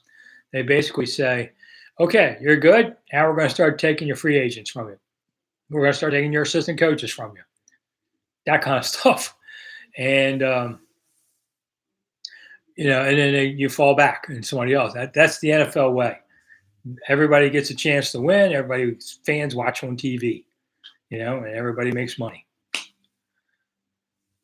Somebody thinks Dallas sucks. Wow, first time I've heard that. Let's see. Come on here. And all right, so Subway. Let's see. Waiting to see if they're going to go to break on Washington. Man, if they go to break on Washington again, it must be the Dan Snyder curse. I still say that was intentional. I mean, come on. You can't do it that many times and be coincidence for years. Of course, Washington, for those of you new on the show here, and of course, if you get a lot of new people on these things, I do videos 6 a.m. every morning. I auto schedule them so they're there 6 a.m. and then I have one dinner time. Depends on. Sometimes I'm waiting on news or waiting to hear about something before I do it. So I do those more and then stick them up. But a lot of days they're around 5 o'clock because the analytics show me that's when guys are starting to get off work and looking for something late. And occasionally I pop up something on a news story in the middle of the day. Am I going to the draft party Saturday, Paul? No, I got tour guide work in the morning, and then I'll be back in time to start. Well, I don't know if I'll be back for the start of the draft on Saturday, but I'll be back within an hour on there. Joe, I appreciate you listening to me on the Junkies. I go on when they ask me to be. I was the first reporter the Junkies had on their show 25 plus years ago. I mean, most guys wouldn't do it. So, but I did it, and I like the guys. And it's kind of funny. Lurch and Cakes I never met until about 4 years ago. They came to training camp because they're always in a booth. So I work for the station, but I never go there. Fat American, am I a Redskin fan? Well, I grew up a Redskin fan. It's a little bit of detachment when you're covering a team, but I don't wish them to lose, if that's what you wonder. Any team I ever cover, you want to win because winning people are happy people who make it easier to talk to. When you're, 4-12 and nobody wants to talk to anybody. So I always like that. But you can't be an open fan like, yeah. Maybe you say it on your inside voice. All right, here comes Goodell, the Chicago Bears. Traded the 9th pick to the Philadelphia Eagles, and with the 9th pick in the draft, the Philadelphia Eagles select Jalen Carter, defensive tackle, Georgia. Great. The Eagles got themselves a nice player there. That's going to, he's certainly going to be a good player for them. All right, well, I mean, picking that level, should be getting somebody good. Did I have any dealings with Jack Kent Cooke? Wow, people still ask me this. Yeah, I talked to the Squire quite a bit. Usually I had to listen to the Squire quite a bit. But he would answer your questions. I could call him, he would answer, And then he would call me a lot of times screaming at me about something. I mean, you'd answer the phone, hello? Hi, Mr. Cook. And then my conversation for like 10 minutes is, sorry. I didn't. No, I'm sorry. I mean, you had to just take it. You just had to take it. And one time he's yelling at me so much, and I go, wait a minute. Are we related? Because my father doesn't yell at me like this. My dad was still alive. And he said, by God, you're a bastard, but you're not my bastard. I said, well, do I work for you? He goes, by God, I'd fire you. I said, then don't yell at me, And he goes, he yell at me more. So one of the things with the Squire, never touch the dog, Coco. Boy, that would be like hell on wheels. If you reach down like, hi, little puppy, man, that's my dog. That's not your dog. And I mean, he would, woo, that was a bad one. I think he could probably kiss his wife and he wouldn't be as mad. What's on the shelf behind me? Well, there's a picture of my gorgeous wife. I got very lucky. She didn't realize how pretty she was when we got married at 20 years old. So we've been married for 42 years. The green thing is a book I wrote recently about how to start your own YouTube channel for $10. So if you want to go to Amazon and buy that, I make $1 or $2 out of it. I got the I Love Sunny, I Love Billy bumper sticker there. The guy who made those just passed away a few months ago. He was a good guy, Ted. Good guy. Met him once. The picture way back up there is Cole Fieldhouse's last game, and I'm in the picture as a dot, but I was there. So a little bit of memento. There's a John Wilkes Booth and Abe Lincoln next to me. I am related to John Wilkes Booth on my mother's side, so don't screw with me. I'm not related to Lincoln. And of course, Rick Snider's Washington. My wife made that for me. Fat American, how is your line of work? I'm just a regular blue-collar guy. Well, so am I. I don't have to deal with public relations and all. But you wonder how sports media is? Sports media is a blue-collar job. It really is. I mean, in a high-profile kind of world, the Bears picks him. But, you go to work every day. At least I did. and you go to work every day. It's hard. You spend a lot of time doing it. You take a lot of abuse at times, but you just blow that off.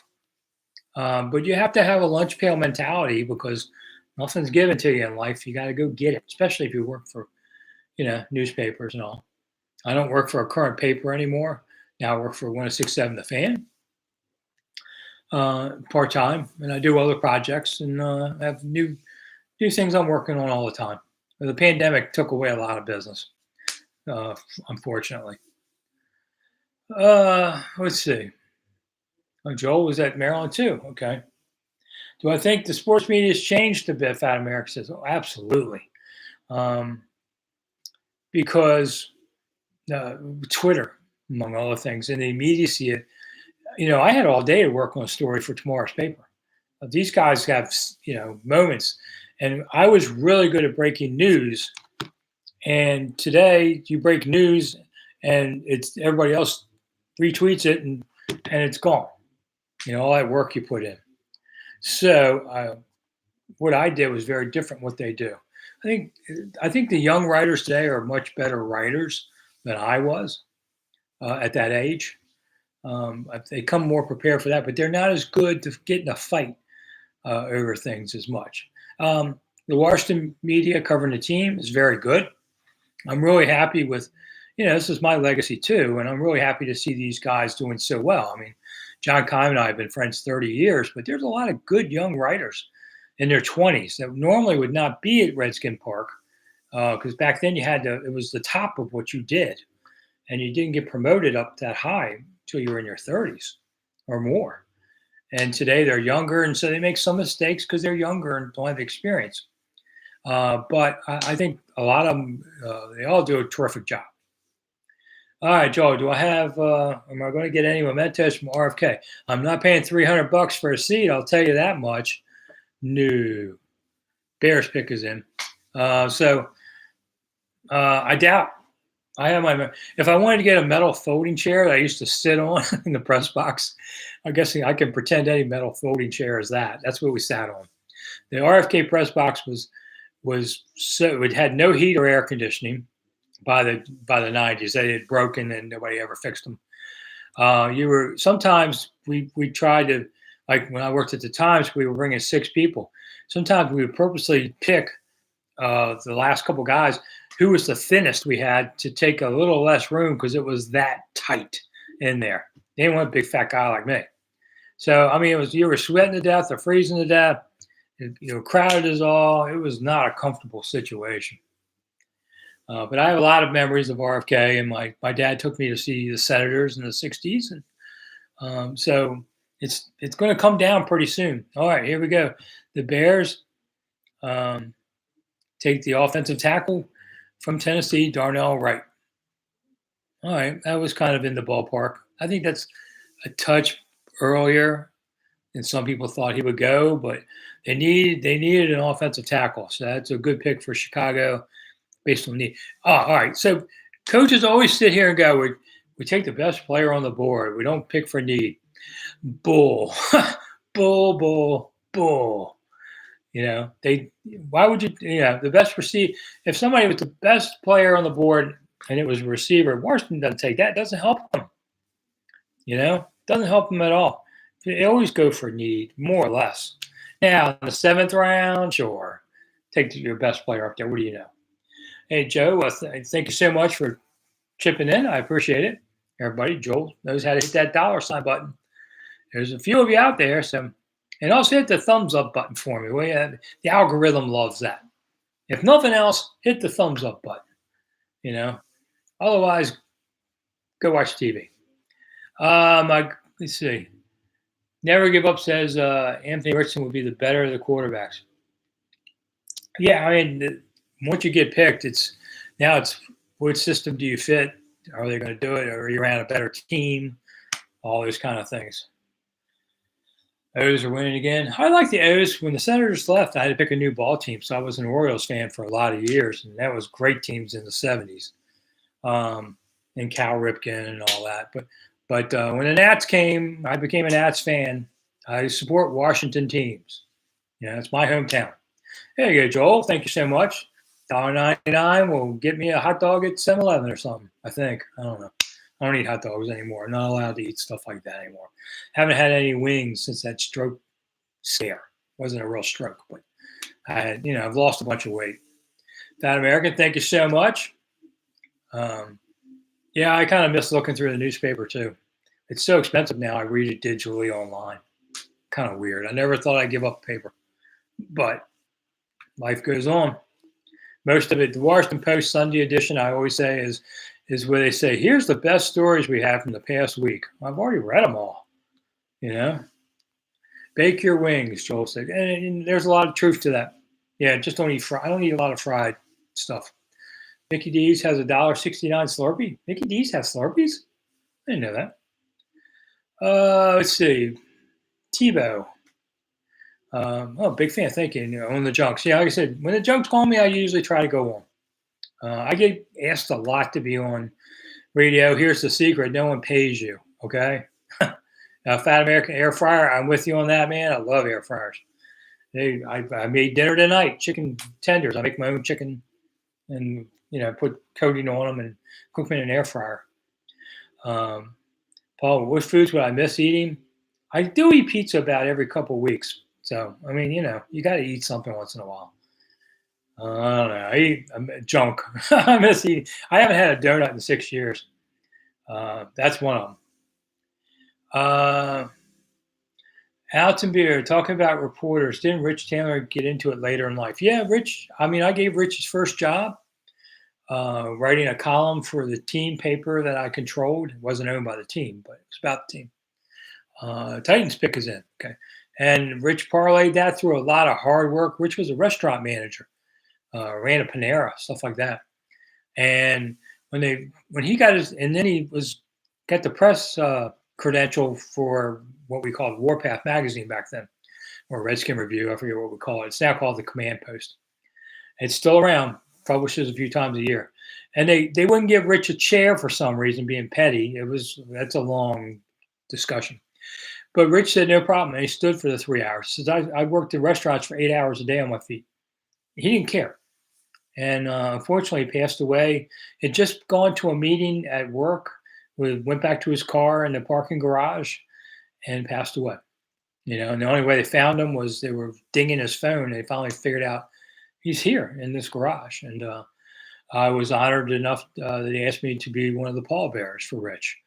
And at Rich's funeral, we had everybody sing American Pie because that was his favorite song. And I was one of the old guys that actually knows the words to it anyway. But they handed out, everybody sang American Pie at the grave. I miss Rich. He was a good guy. Good guy. Helped him write his first book. Showed him how to do it because I have self-published some too. So people, I know a lot of people miss Rich. Just a good guy. And just love the history of the team. And Rich taught me something about customer service, I guess, which is like this, what we're doing now. As Rich said, these people are our customers. Those readers are our customers. And newspaper people are not taught to look at it that way. Now we kind of are, but back then not. So Rich basically said, pay attention to your readers and fans, whatever, which is why I'm here now. See, and Joe loved his laugh. Yeah, Rich was a good dude. I mean, the sad part is I had to do Steve. It's bitch when you get old and you can't. Steve Guback passed away. And Rich Taylor came and got me and said, hey, they need you to fill in some information in the press room about it. And Rich died 2 days later. And I thought, wow, my last conversation with Rich was about somebody's obit. And now I had to do his. Wow, that was something. Glenn Brenner, asked Jack. I didn't really know him, but I was around him. Really admired Glenn a lot. Just a fun guy. I was covering a golf tournament. And some guy comes out of a sand trap on a golf cart and goes airborne, which I didn't think you could. Lands hard, and the guy hits the gas, and they're off screaming, and you thought, what lunatic was that? It was Glenn. So I visited Glenn. He died of a brain tumor, I guess it was. Died quickly, and He's buried at Oak Hill Cemetery in D.C. I actually went and saw his grave a year or two ago. I put a picture up. He's buried right next to William Stanton, who was Abraham Lincoln's Secretary of War, among all the things. But Glenn was funny. He was a good guy. Yeah, there we go. So number 11 pick is in, and as they say, now the Commanders got to wake up. They're 5 out. All right, so Tennessee is picking Peter Skoronski, the guard, all right, from Northwestern. Good, solid pick. He was expected to be gone too. I know Washington would love to have had him. But, you got to wait your turn. Never give up. Met Brenner? Yeah. You met him and he went in your stick? Yeah, he was like that. God, any George Michael stories, Matt? Yeah, I could tell you a million George Michael stories.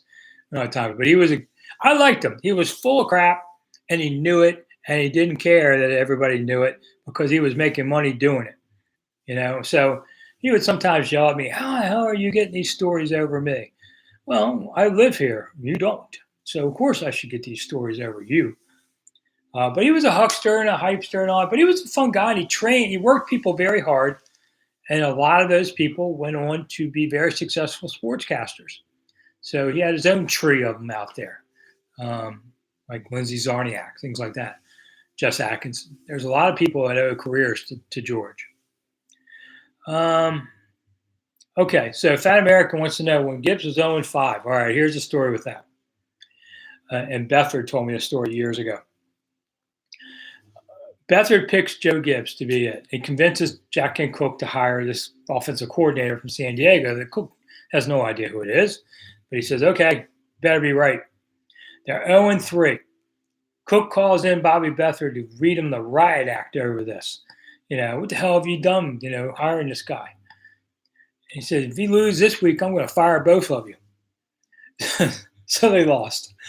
And now Gibbs and Beathard avoid Cooke at all costs that week. They hide from him all they could.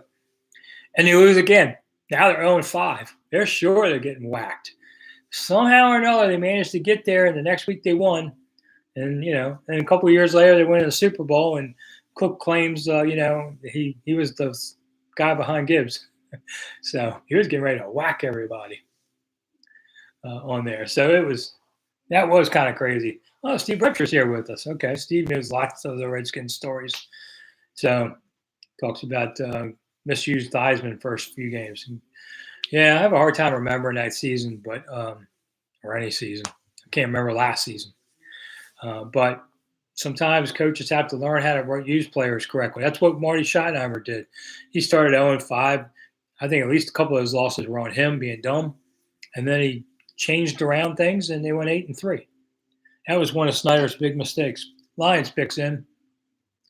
We got 9-3-6. All right. The Lions take Jahmyr Gibbs, running back out of Alabama. A little surprised by that one. All right. Hey, man, just keep Dalton Kincaid on the board, and then Washington won't take him. But I'd like to see at least my top pick have it. I was the only guy to pick Deron Payne a few years ago. And like JFK had everybody polled. Everybody said who their picks were. Didn't ask me this year. They usually do. Just thought about it. They didn't ask me. So I was the only one to have Deron. I got lucky, I guess, but I thought he'd be good. All right. And Christian Gonzalez still on the board. So now Washington's going, okay, who we like? Now they're starting to do the mocks of on their board. I saw where the New York Giants have a new war room and their board is digital versus everybody else has magnets up. Matt K, thank you so much, Matt. I appreciate it. On there. There you go. Matt found that dollar sign down at the bottom. I can't believe I talked for an hour and a half like this, but okay. I do tour guiding too. If you want to come to DC and want to go see stuff, I talk for 3 hours or whatever. You just get used to it. And I have a lot of viewers who do come to DC in recent springtime. I took a few of them out. So if you want to do it, just go to monumentalthoughts.com and you'll see my website where I can pretty much do whatever you want to do. Let's see. Oh, Joel, come on, Joel. You don't see me doing that. All right. So Fat American has a hot take. Ron's a better leader of men, but Jay was better X's and O's head coach. I would say that's probably right. I mean, Jay was club med and goofed, his people goofed up too much, in my opinion. His practices were soft. You see players goofing off in practice, so that's not how winning's done. Winning's made on the weekdays. But Ron is a good leader of people, and people like Ron. They respect Ron. So I don't know. Ron was the right guy to hire. He's done some really good things with his team. His record is just a touch under 500, so they've never been awful. I wish he'd get off to better starts. I wish he'd take the preseason more seriously. He's one of those guys that doesn't really get their team ready in the preseason. I would. And if you lose a guy to injury, it's going to happen. I mean, look at Ryan Fitzpatrick. 20 minutes in and gone. You can't be afraid. Joel, thank you so much. Joel's been on the Lincoln Assassination Tour. Yeah, we have a lot of fun. It's like an hour and a half, 2 hours. I take you into Ford's Theater sometimes and show you the gun, stuff like that. Matter of fact, let's see if I have it here. I just did this for somebody the other day. Here it is. So there's the gun that kills Abraham Lincoln. And you can see this gun at Ford's Theater in the museum down below because it's a one-shot gun. And so after he shot Lincoln, he just dropped it because he didn't need it anymore. And I used to eat at Pies, Joel, but Pie doesn't seem to want to have enough servers anymore. And I take people over there and we can't have to wait a half hour and I look stupid. And I got tired of bringing business to a place that I can't seem to get a seat. Favorite spot to watch fireworks in D.C.? I've done it. It's always crowded. Lincoln Memorial is a great spot on the steps. But, I mean, you can sit almost anywhere. A lot of people watch from Capitol Hill. You get to watch that PBS Capitol 4 show in front of you, and then the fireworks are in the background. I've watched them from the Washington Monument, so you're pretty much right under them. Although they've moved them in recent years over to the Potomac Park to fire them off. I saw the 200th anniversary, 1976. That was a really good display. Trump had one year. It was really good. So it's kind of it's a Washington tradition to go some, but it's a 100-degree day and you do it some, but you don't do it all the time. It's just too much. Packers picks in. Ooh, their own commercial. Huh. So, all right, we'll see if the Packers take Dalton Kincaid. I kind of wondered if they would. All right. Oh, let's see. Burger King, have it your way. You rule. Seen that commercial a few times. Yeah. How does that? Let's see. Steve said he used to pull off on the shoulder, 295. Yeah, and watch from the Boeing Air Force Base side. You just had to be upwind of we used to call it a stink factory, the Blue Plains.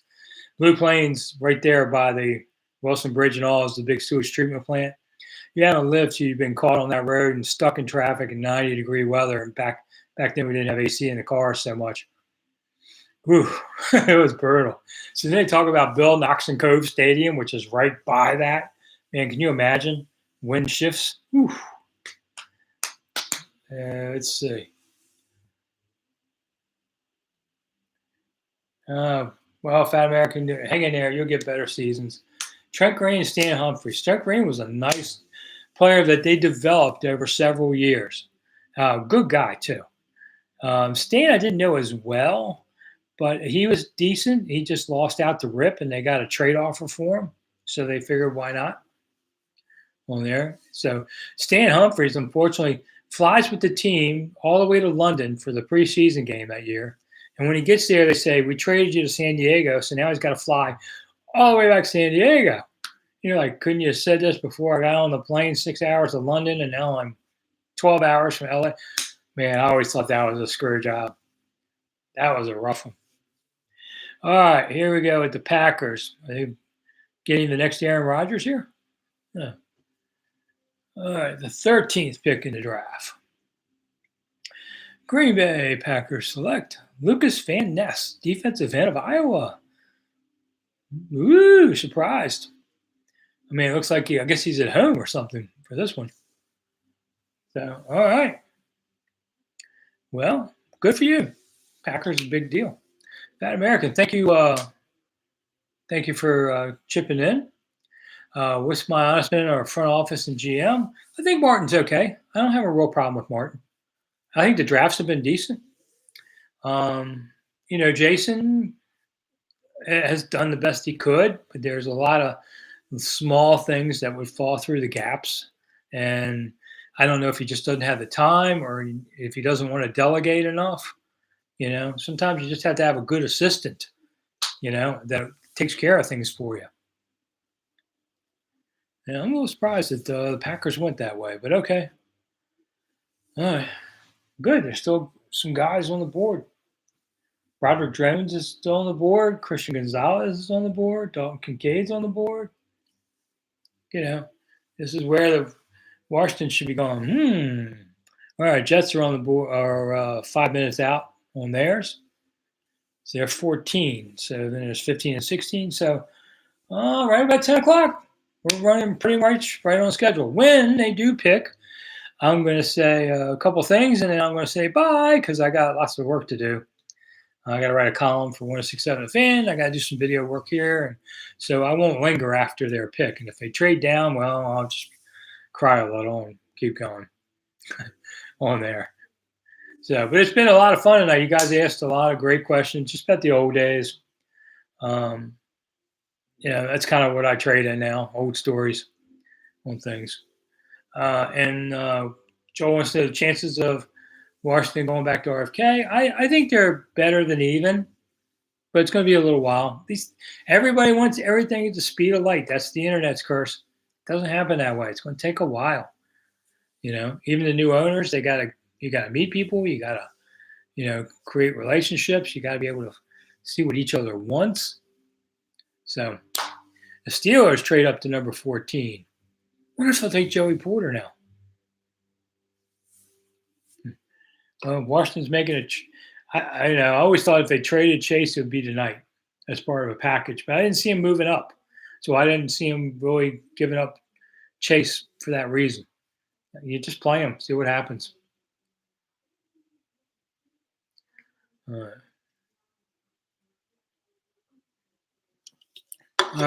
So 3:25 left on the pick for the Steelers. That's interesting. Maybe they felt that Washington was going to take Joey Porter and they wanted him.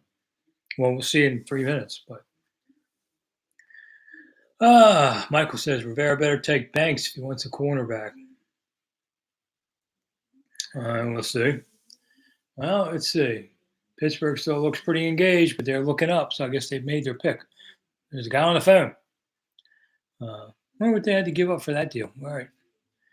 Not moving too much. Probably gave up a second, something like that. All right, everybody's happy. They're clapping. They got their man. You always get your man, and they always say that. No matter what, you get your man. Oh, look at that. There's a prospect. Everybody's got different hats. There's a guy grabbing a hat now. Is it somebody underneath the Titans hat? Oh, it has to be. As Pittsburgh fans looking pretty confident. I mean, it'd be cool. I've never covered, I have talked to sons of players that I covered, but I've never really had to go all out and do that. I've tried to avoid it sometimes. And that really makes you feel old. There's probably one guy in a war room off camera is working on an iPad, I'm sure. All right, so the Steelers get the 14th pick and the Patriots get the 17th and a 4th round pick. Wow, I didn't have to pay a whole lot to move up then. I mean, it's only 3 spots, but I would have thought it'd been a 3rd or something. All right, I guess Belichick's not as tough as he used to be. Notice how Belichick doesn't win in games as much without Tom Brady. I always thought it was a little both. Oh, look at that guy with the Steelers hat. I once saw a guy with a Packers hat. This dude I was at a Packers game, NFC Championship game, I think 96 or something. And this guy had to be about 6'10", 350, and he had the biggest cheese head you ever saw. And it was like 22 below that day. I thought I was going to die. Fat American, thank you again. We knocked FedEx down now. Yeah, I mean, basically, FedEx was as good as teams that played in it. When they got bad and the place got old. Was Dan a bigger villain than was Bruce a bigger villain than Dan? Man, that's like running a 1 and 1A entry at times. But I didn't like Bruce at all. You could tell with Bruce. One of the superpowers you have to have as a reporter is size up people. It took me about 2 seconds to figure out Bruce. We had to endure him for 10 years. Such a smug guy. He had the silver spoon ticket, and he used it. So the Steelers are picking. Here we go, 14th pick. Broderick Jones. Man, they must have thought Washington was going for Broderick Jones then. Didn't take him. Didn't take Joey Porter. Okay. I mean, nothing wrong with taking Broderick Jones. He was on my list for Washington. Nothing wrong with getting an offensive tackle. But to me, there's a difference with this guy and, say, Trent Williams. Trent Williams, what number was he? 4, 5, something like that? I mean, there was a dude you knew. There's your left tackle for 10 years.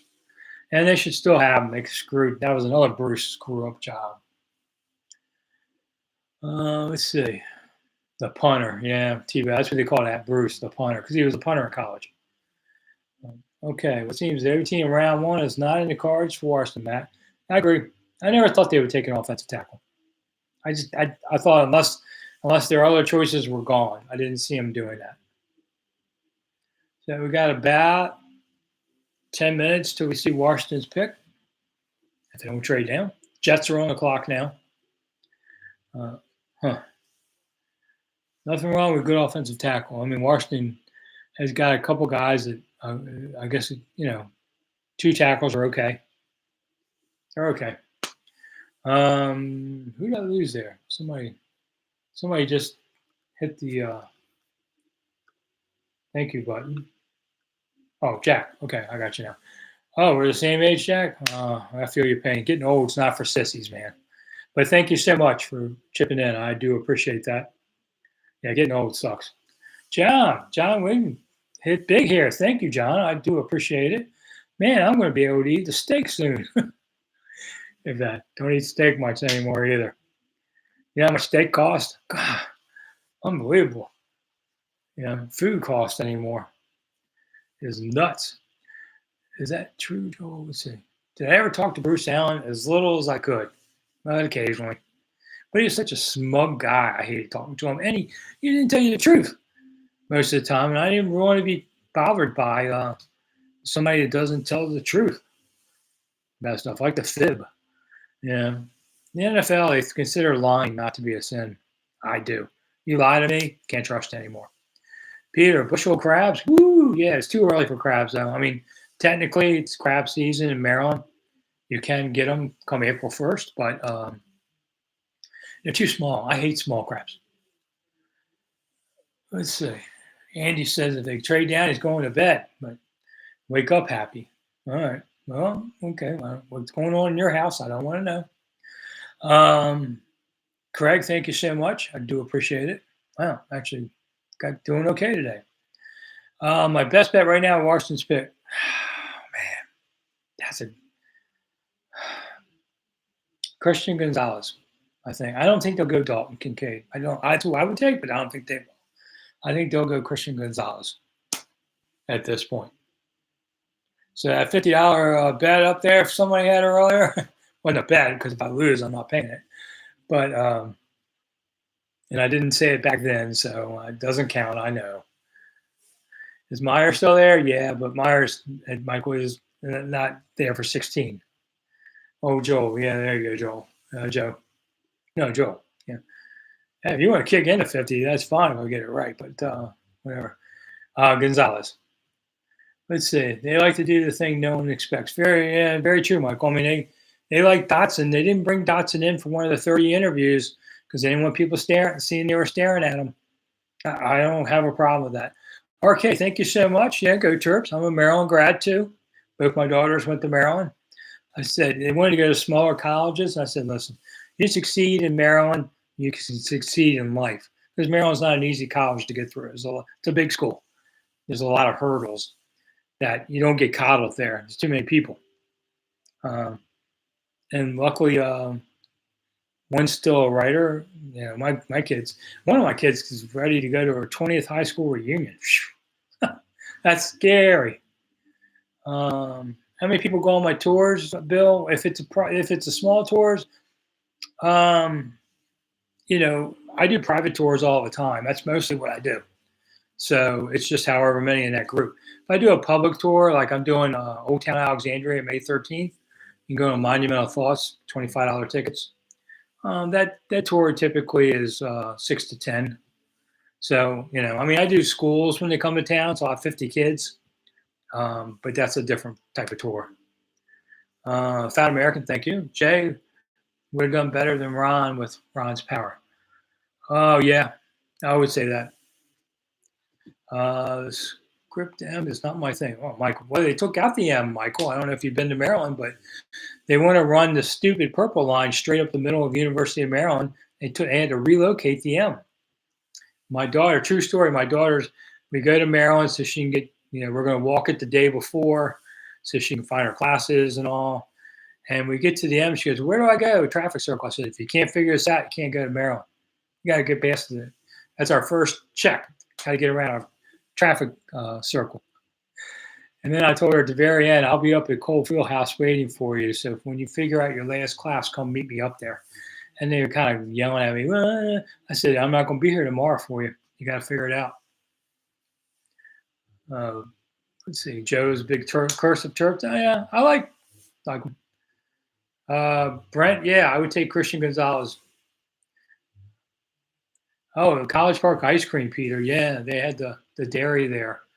When I went to Maryland, they still had all the animals there. I don't think they do anymore. I used to have to walk past the chicken coops right next to Bird Stadium on the way to class. Smelled awful. And then they would take the sheep. I had a class on the edge of that. I had a tennis class. You have to take a few jock classes. And they would run the sheep by us and stuff, but they're all gone now. They have buildings there now. Does Ron have more than Shanny during his tenure? Yes, ball guy, he does.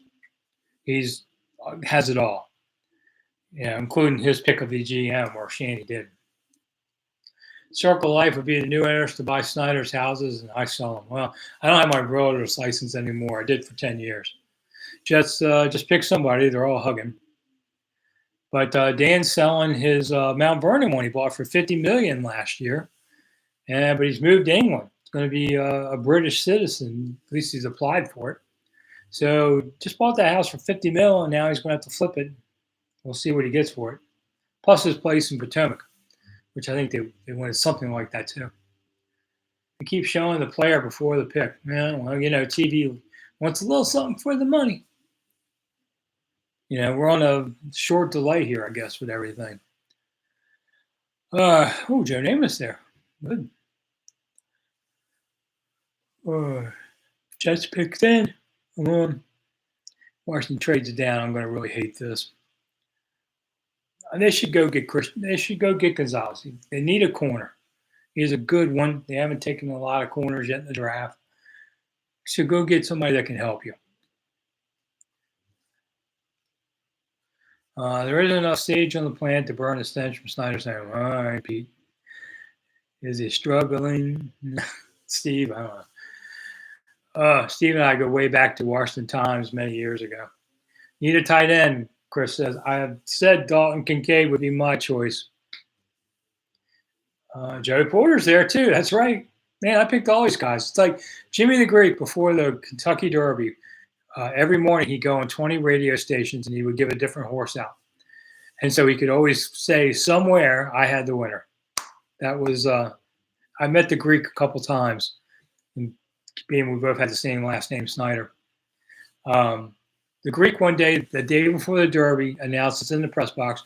I'm betting this horse at 99-1 in like the 5th race. So I thought, okay, why not? Put a couple bucks on it. It won. So the dude, he knew horses. A lot of those old gambling guys, they knew horses the best. When did it hit me that Dan Snider was like he was? Early in the game, trust me. I have to really think about things. I don't have this exact moment of when I realized something, but we knew it. I talked to Lefty. Yeah, I talked to Lefty about a year ago too. We were talking about his favorite pizza, Lido's, and when they were closing under the old owners. So Lefty liked uncooked bacon on his pizza. He used to eat. He took his staff to eat at Lido's, the old one, every day for 20 years. That's how much he liked Lido's. I like Lefty. Lefty and my dad were carbon copies. Carolina boys, 6'5", bald, talk the same way. I do. That was my dad. Same thing. So I had a soft spot for Lefty. All right. So now Goodell's up there. The NFL is hard. They're going to let one of the young men get to say the pick. Let's see. John, thanks for coming. I'm glad everybody enjoyed the chat tonight. Yeah, basketball press conferences on Tuesdays were Lido's, Steve said. Yeah.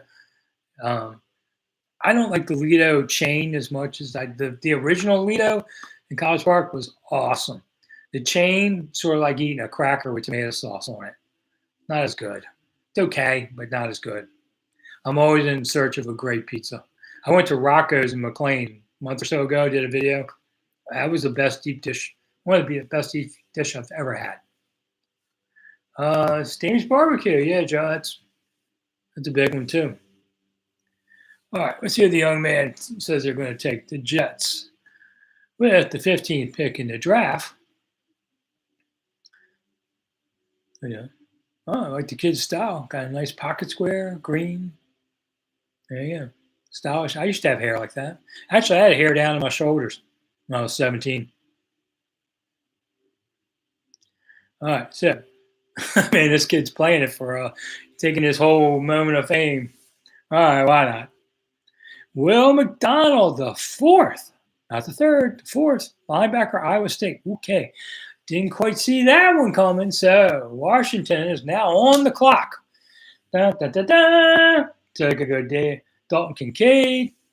They could go Christian Gonzalez. Those are the two that I had left in my top four. They could go Joey Porter. Man, if they take Joey Porter, then I kept hearing that they're not big on him. Oh, my butt's tired sitting here. Wow, I'm a little surprised with this. So we'll see. I think, if Eric Bieniemy gets to have a say, I think he takes the tight end.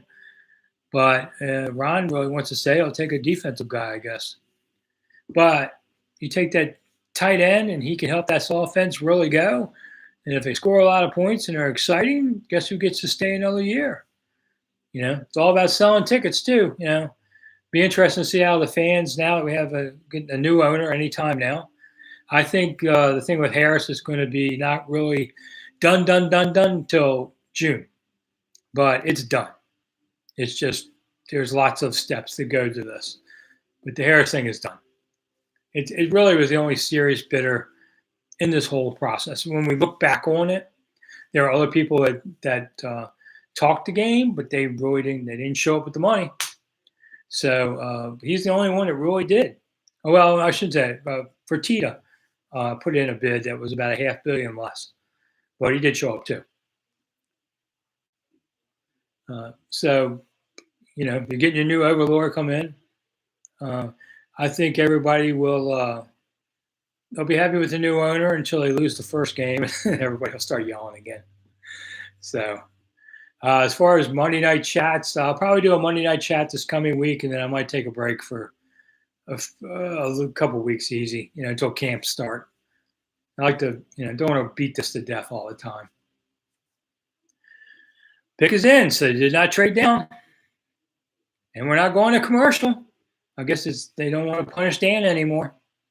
So, well, not going to commercial, man. This is getting crazy.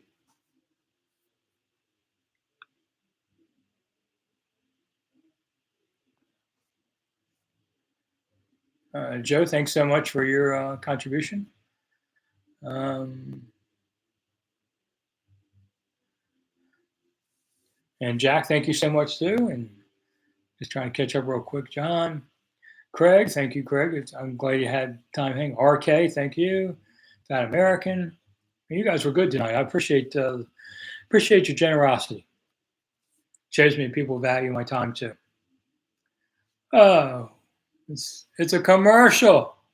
It's a commercial. They did it. God, can you believe that? They really did. Again. Ah, that's just being mean now. Unbelievable. Ah, ESPN, you suck. Well, gotta say, I cannot believe they did it on purpose. You know they're doing this on purpose. I don't want to hear any other excuse. It's too often. It's not coincidental. Come on. Oh well. I don't watch ESPN much anyway. I'm probably watch the least sports of any sports writer you know anymore because I've watched sports for 50 years. So I like to do other things too. I do watch some. Yeah. Last ride of Dan. Thanks, ball guy. I guess we gotta wait a minute. Now we get to see Dion and Coach Saban and the Duck. And Dion's got in Colorado, man, wearing the white cowboy hat. And I saw the Athletic had a story today about how he's flipping that whole college roster out of there. And Dion's going to be in the NFL before we know it, coaching. Wouldn't shock me at all. I like Dion. Covered Dion the year he was in Washington. He was a lot of fun. Like the park his Bentley in the fire lane right by the door. It was a cool car. And Dion would talk on Thursdays. That was his day, and it was awesome. I loved covering Dion. I mean, he was at the end of his career, but he was a lot of fun. Let's see. Yeah, I mean, Steve says there's 30 plus players in the transfer portal of Colorado. Wow, if that's what you want come spring.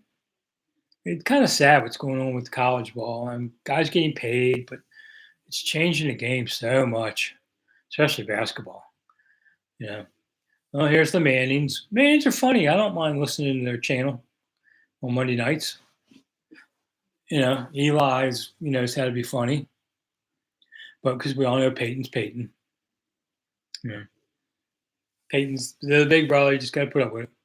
I saw their one of their nephews, whoever's son it is, Arch, is not getting paid by the NILs until he starts. His family said, don't take money till you get it. Bruce Smith. Bruce didn't talk to us a whole lot, but he was a cool guy. When Bruce had his 200th sack, I guess it was, whatever, the whole team met him in the locker room yelling, Ali Boom Jaye, from the Ali Foreman fight thing. When the crowd would yell that, I think it means it meant Ali kill him, when they were doing the Rumble in the Jungle. Come on. God, I hate ESPN. We're doing this. All right. Let's see Goodell waddle out here. And then I'm going to say a quick goodbye to everybody. But here we go. And Roger Goodell, come on, spit it out. 16th pick is Emmanuel Forbes, cornerback. All right, well, they took a corner. I just didn't guess the right one. Emmanuel Forbes. I'm going to call him Dalton Kincaid. Okay, well, Mississippi State player. Haven't really looked at this too much. Ooh, got himself a big chain. And confidence, 6'3", 166. Ooh, but he's got to have to hang with me at lunchtime, man. They got to put weight on him. 166 pounds in the NFL. Ooh, that's brutal. Okay, so I officially hate the pick, right? No. Oh, man, he's not going to do this at 166 in the NFL. That's crazy.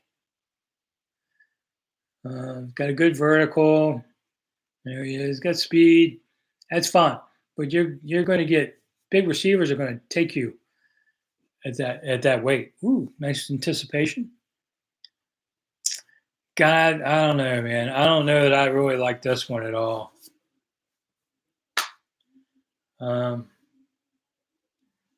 Live fan shot from the National Mall. I don't see that.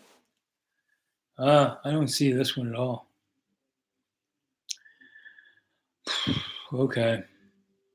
Well, I'll let them play a game before I say it's a bust. That's what I said about, with the quarterback they brought in, Carson. Everyone would hate on him. I said, let's at least see a game. All right, there's the war room in Washington. I don't see quite the excitement of all this. There's my buddy, the PR guy, Sean, by the door. Sean works hard. He's a good guy. I think I've covered 17 PR guys. Ooh, the Commanders just sent me and you on their app. They just sent us a notice. Well, I'm surprised it's not a jersey. And let's see, Patriots pick's already in at 17. Wow, didn't get to linger much on that one, huh? That's how they do it. Do a commercial, eat up the time, and go right to the next pick. And Christian Gonzalez goes to New England. Look at that. All right, well, now everybody's got something to argue about, don't we? On that. All right. And as I said before, thank you so much for coming. I got to go do a video or two now. And so I've got to hit the trail and catch up with the rest later. Can I give it Marty Herney's phone number? I don't even have it anymore. Marty and I worked together at the Washington Times for years. But no. All right. So everybody, I hope you enjoyed this. It's always been one of the bigger live chats of the year. I'll be back Monday night, but I'll be back 6 a.m. Actually, I'm going to post a video in a few minutes of what I think about all this. And it's only 10 o'clock in the East, so nobody has to go to bed yet. And then I'll have them in the morning, and I'll be writing, and we'll chew on this for a while. And then tomorrow night, I will not be doing a live chat, but I can't believe I talked 2 hours in a row. But my mother said, run my mouth, I'd never make a job out of it. Got you, Mom, on there. So thank you anyway. Thank you, Steve. You're always here for me first usually, but not tonight. The other Steve, thanks for coming. Paul, Joel, you guys all did great for me tonight. I hope you enjoyed it. Told some stories. We did it a little differently than I thought we would, but it's always your show anyway. It's like Ken Beatrice. It's your show. You ask what question you want. Ken Beatrice was a great guy too on this. So there you go. Here comes another one. All right. Wow, look at that white suit. I look good in that. All right. I gotta get going. Okay, guys. Thank you so much for everybody, especially those contributors. Hit the thumbs up button before you leave. That way the algorithm loves me, thinks you like me, whatever. Hit the thumbs up, not down. If you want to hit the $ thing for the tonight watching, I appreciate it. And otherwise, I'll see everybody in a few minutes with another video. And if you want to keep watching, and we're cranking it out all the time. See you guys soon. Thank you for coming.